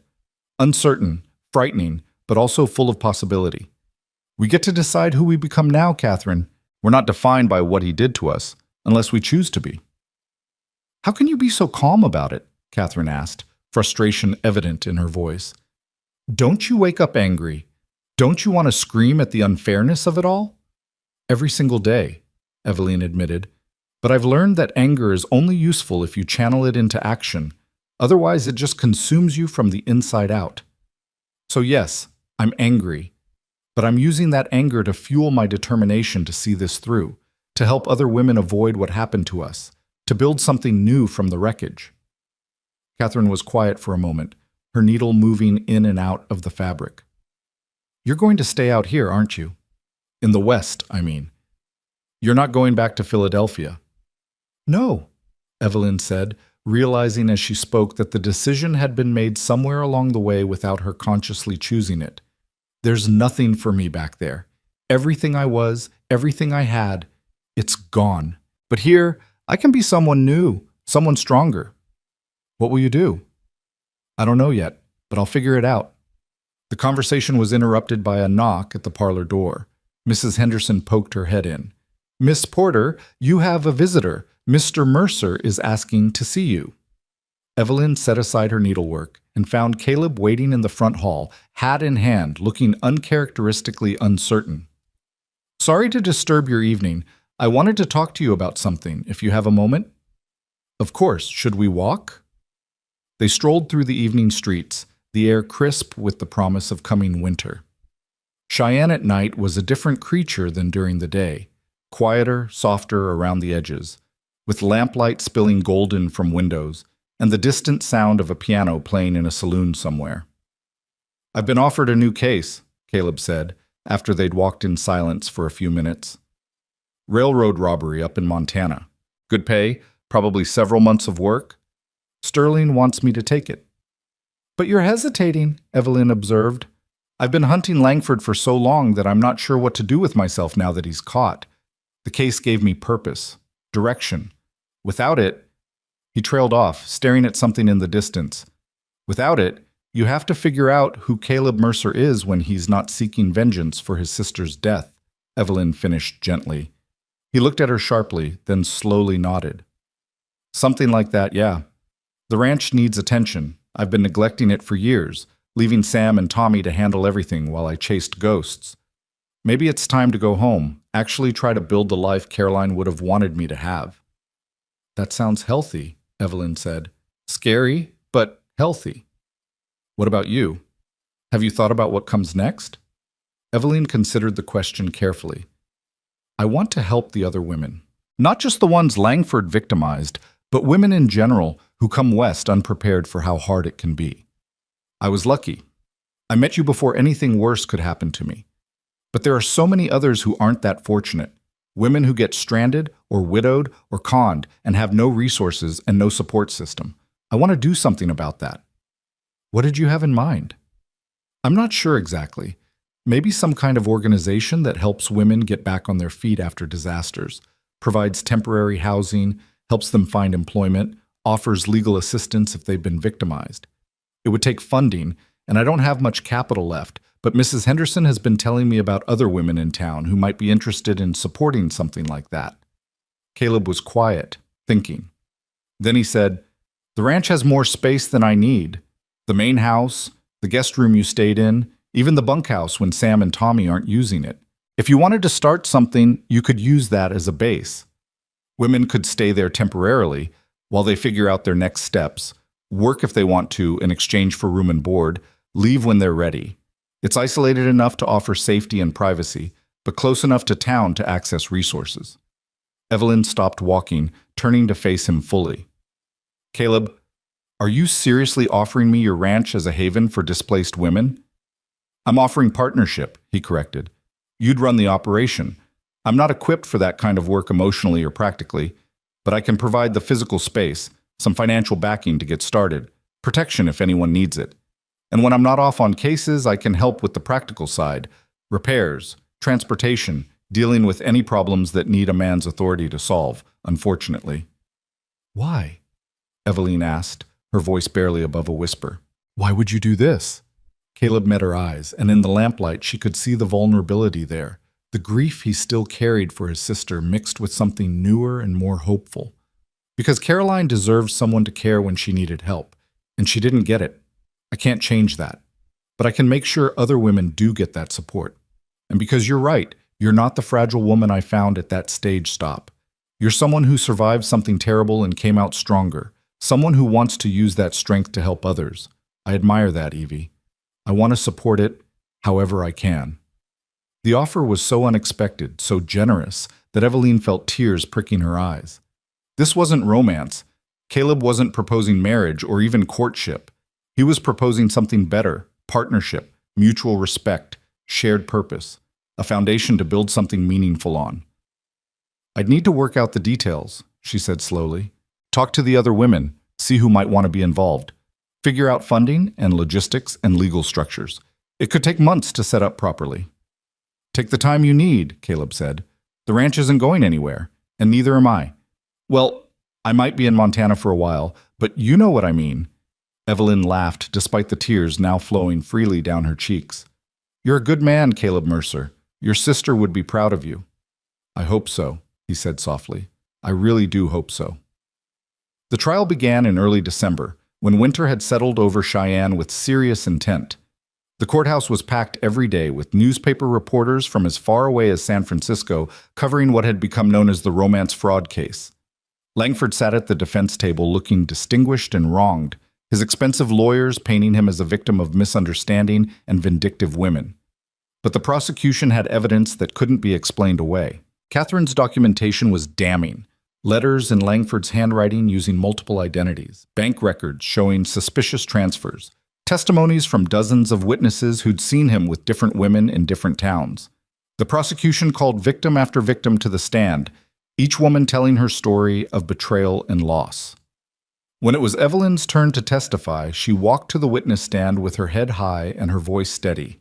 Langford's lawyer tried to rattle her, suggesting she'd been a willing participant in some kind of scheme, that she'd known all along what she was getting into and was now crying victim for attention.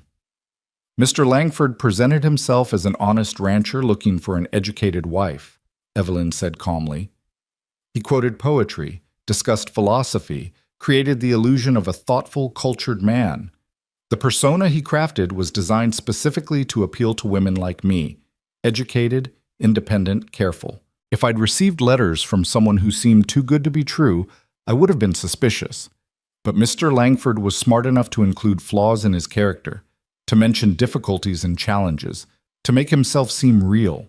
That's what made him so dangerous, and that's why so many intelligent women fell for his lies. The lawyer tried to press her further, but Evelyn held her ground, refusing to be shamed or intimidated. When she finally stepped down from the witness stand, she caught Caleb's eye in the gallery.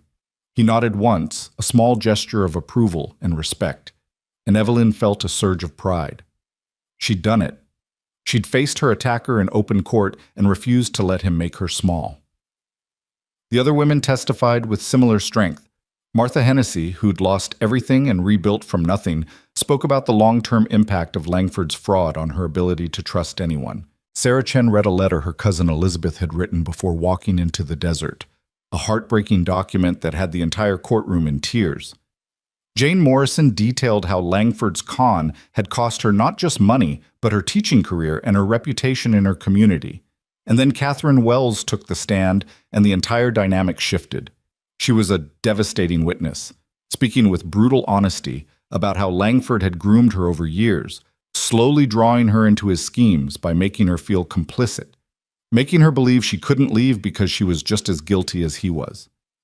She detailed his methods in clinical detail, how he researched potential victims, how he crafted different personas for different women, how he moved money through various banks to avoid detection. She even produced a journal she'd kept, recording his techniques with an almost academic detachment. "Why did you keep this journal?" the prosecutor asked. "Because I was looking for a way out," Catherine said, her voice steady despite the tears streaming down her face. "Because I knew what we were doing was wrong, but I felt trapped. So I documented everything, thinking that maybe someday I'd be brave enough to turn him in, or someone would catch him and I'd have evidence to offer. I wanted insurance, but I also wanted proof that I wasn't crazy, that what was happening to me was real manipulation and not just my imagination." Langford's lawyers tried to discredit her, painting her as a scorned lover seeking revenge. But Catherine refused to be shaken, calmly responding to every attack with facts and documentation that couldn't be disputed. The trial lasted 3 weeks.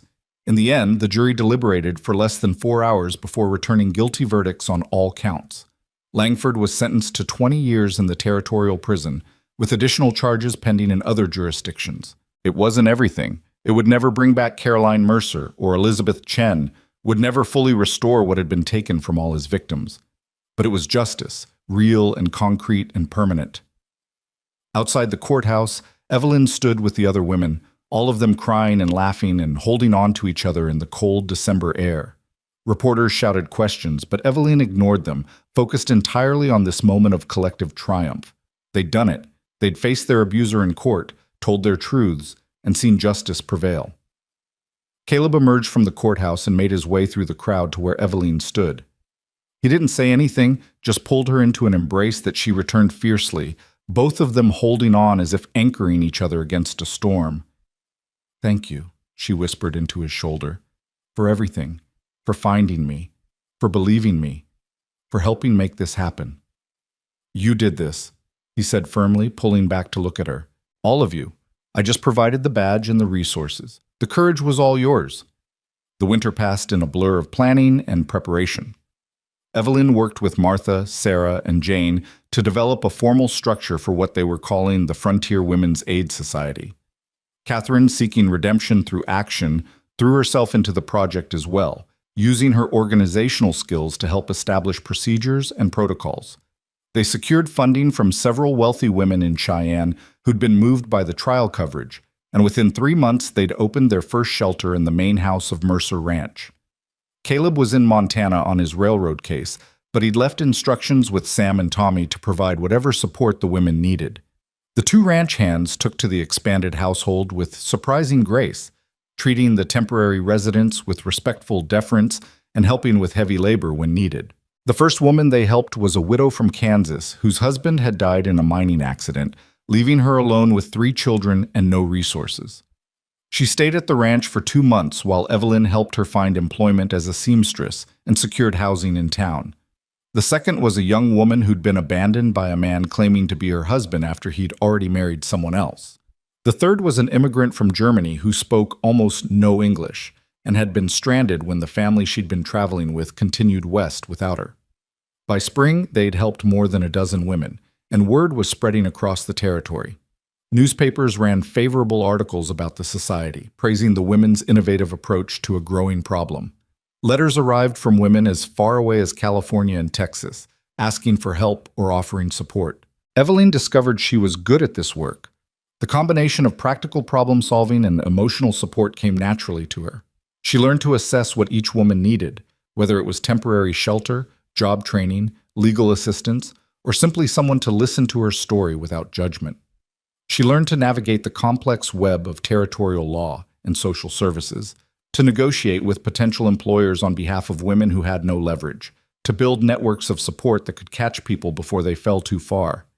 It was exhausting and sometimes heartbreaking work. Not every story had a happy ending. Some women were too damaged by their experiences to accept help.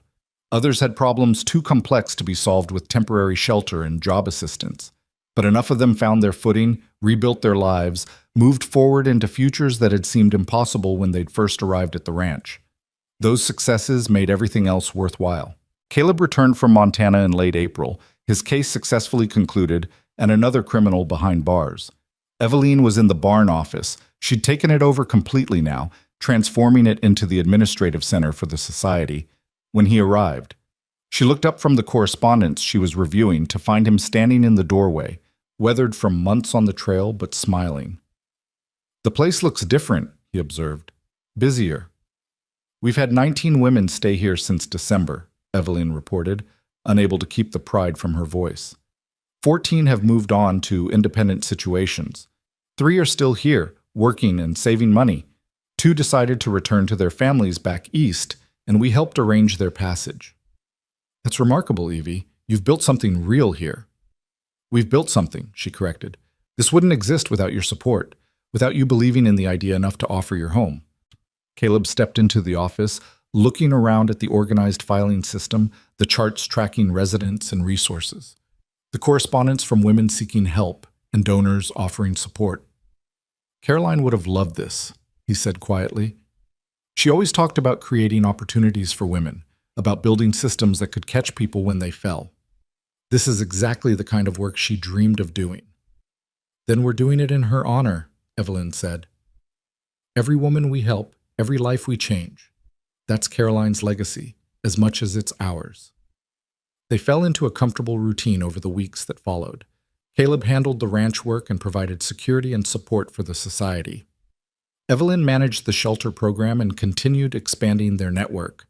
They worked together easily, anticipating each other's needs and communication styles, building something that was greater than the sum of its parts.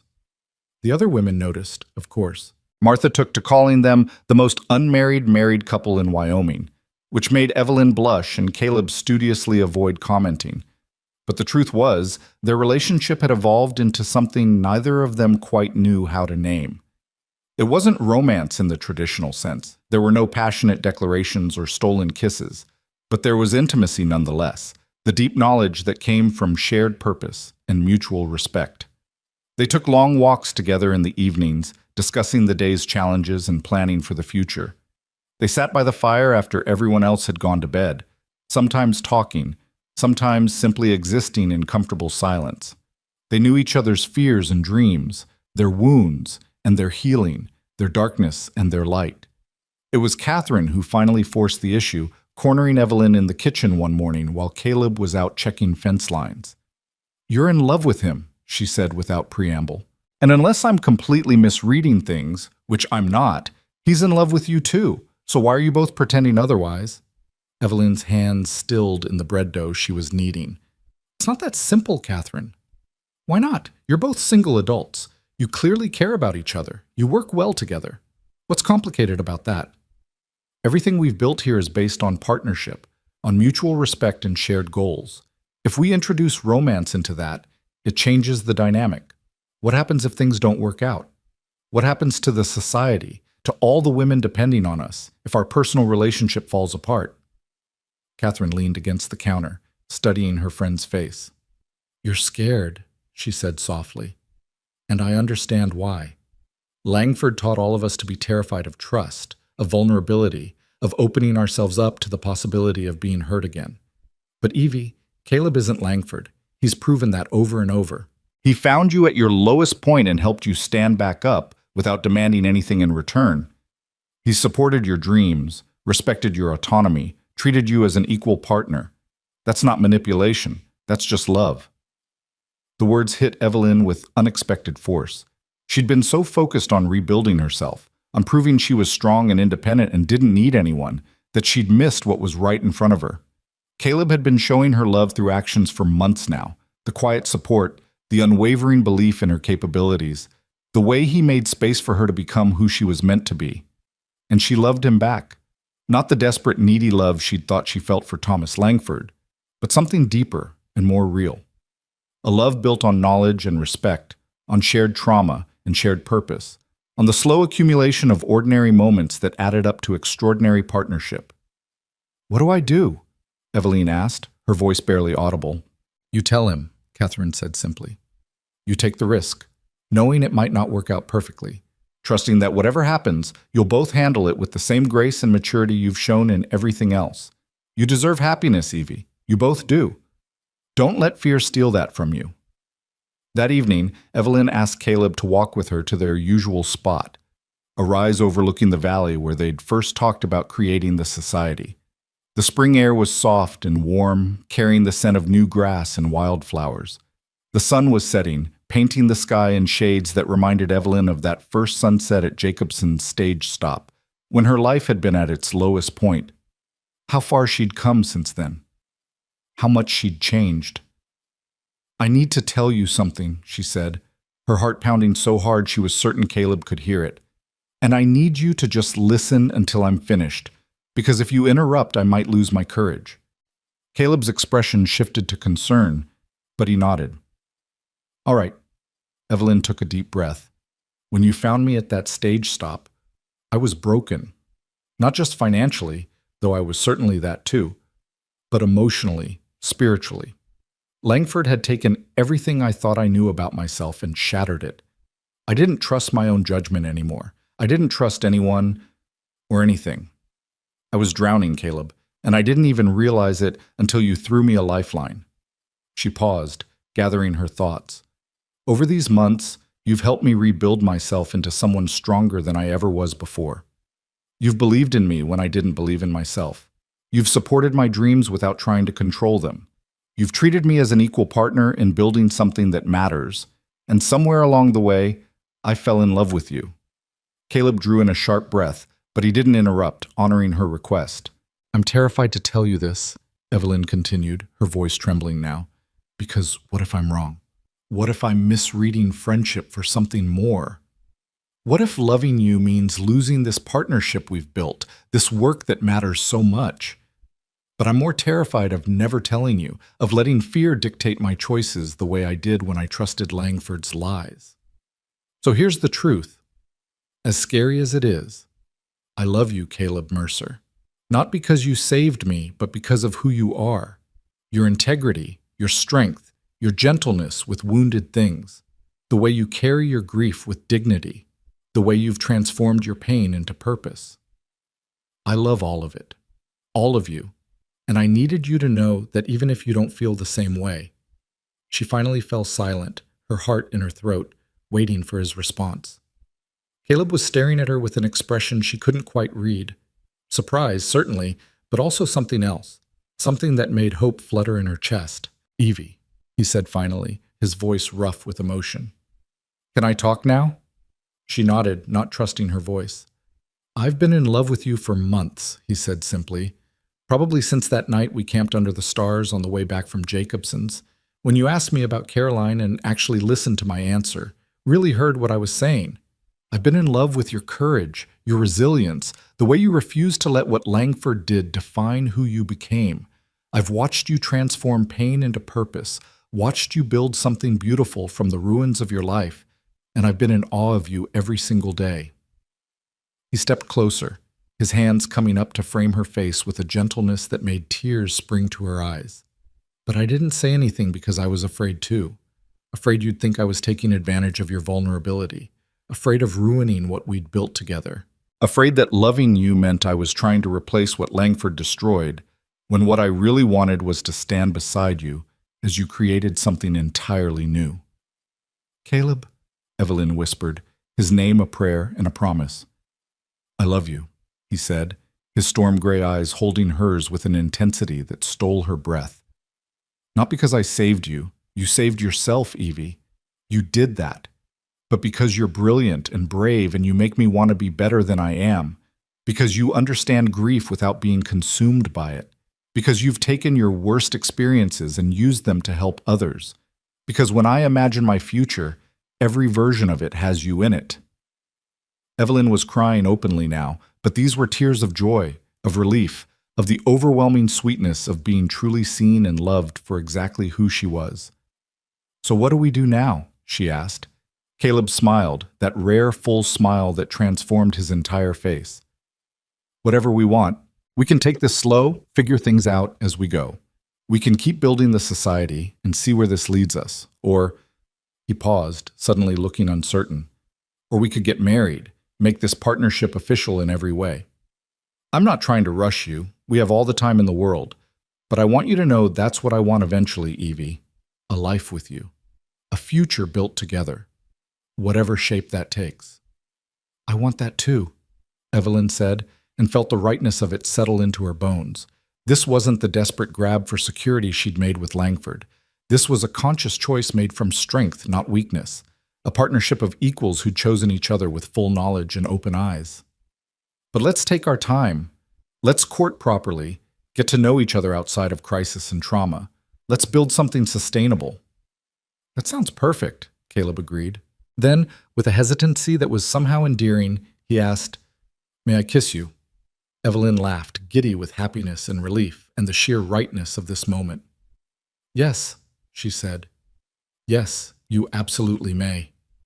The kiss was gentle at first, tentative, both of them learning each other, but it deepened into something more passionate, more certain, both of them pouring months of unspoken feeling into the contact. When they finally broke apart, both breathless, Evelyn felt like she was glowing from the inside out.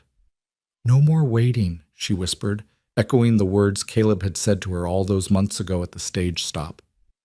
"No more waiting," he agreed, pulling her close again. "Just moving forward, together." They stood there as the sun completed its descent, wrapped in each other's arms, looking out over the valley that had become home.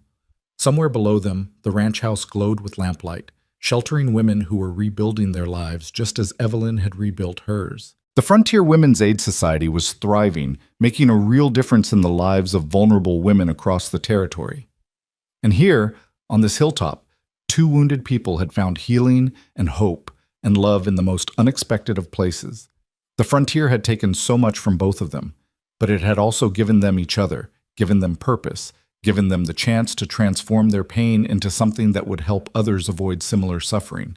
Caroline Mercer would never know what her brother had built in her honor, but her spirit lived on in every woman they helped, every life they changed. As stars began to emerge in the darkening sky, Caleb took Evelyn's hand. "Ready to head back?" She nodded, but paused for one more moment to take in the view, the vast Wyoming landscape that had seemed so harsh and unforgiving when she'd first arrived, but which she now understood could be beautiful too, for those who had eyes to see it. "I'm ready," she said finally, "for all of it, the work, the challenges, the future, as long as we face it together." "Together," Caleb agreed, squeezing her hand. "Always." They walked down the hill hand in hand toward the lights of home and the life they were building together. Behind them, the last light faded from the sky, but ahead the lamps burned bright and welcoming. There would be challenges still. There always were. More women to help, more battles to fight, more healing to do. But they would face it all side by side, partners in every sense of the word. Evelyn Porter had come west expecting to find a husband and a ranch. Instead, she'd found herself, stronger, wiser, more capable than she'd ever imagined possible. And along the way, she'd found something infinitely more valuable than the false promises in Thomas Langford's letters. She'd found real love, built on truth and respect and shared purpose. She'd found a home, not in a place, but in the work that mattered and the man who stood beside her. She'd found her future, and it was brighter than any dream she'd dared to dream back in Philadelphia. The woman who'd sat crying on that bench at Jacobson's stage stop would barely recognize the woman she'd become. And that, Evelyn thought, as she and Caleb entered their home together, was exactly as it should be. She'd stopped waiting for someone else to give her life meaning. She'd created that meaning herself, on her own terms, in partnership with someone who valued her for exactly who she was. No more waiting, no more tears, just forward motion, purpose, and love. The Wyoming Territory had been harsh with her at first, testing her strength and resolve. But she'd passed every test, emerged from every trial stronger than before. And now, finally, she was home. Not the home she'd imagined, but the one she'd built with her own hands, her own courage, her own refusal to let tragedy define her. As they sat down to dinner with the other women, Evelyn looked around the table at the faces gathered there. Catherine rebuilding her sense of self, Martha planning to open her own business, Sarah working to establish a scholarship in her cousin's name, and half a dozen others in various stages of healing and transformation. This was her family now, chosen rather than inherited. This was her legacy, more valuable than any inheritance her parents had left her. And this was her story, not the one Thomas Langford had tried to write for her, but the one she'd written herself. A story of survival and resilience, of finding strength in the aftermath of betrayal, of transforming pain into purpose. A story that was far from over, with chapters yet to be written and adventures still to come. But for now, in this moment, with Caleb's hand warm in hers and hope bright in her heart, Evelyn Porter was exactly where she was meant to be. The journey that had begun in tears and abandonment had led her here, to this table, this home, this life. And she wouldn't change a single painful step of it, because every hardship had shaped her into someone capable of claiming the happiness she now held. The cowboy had ridden up and said no more waiting, and Evelyn had believed him. She'd stopped waiting for someone else to rescue her and had rescued herself instead, and in doing so, she'd found everything she'd been searching for and so much more. The end.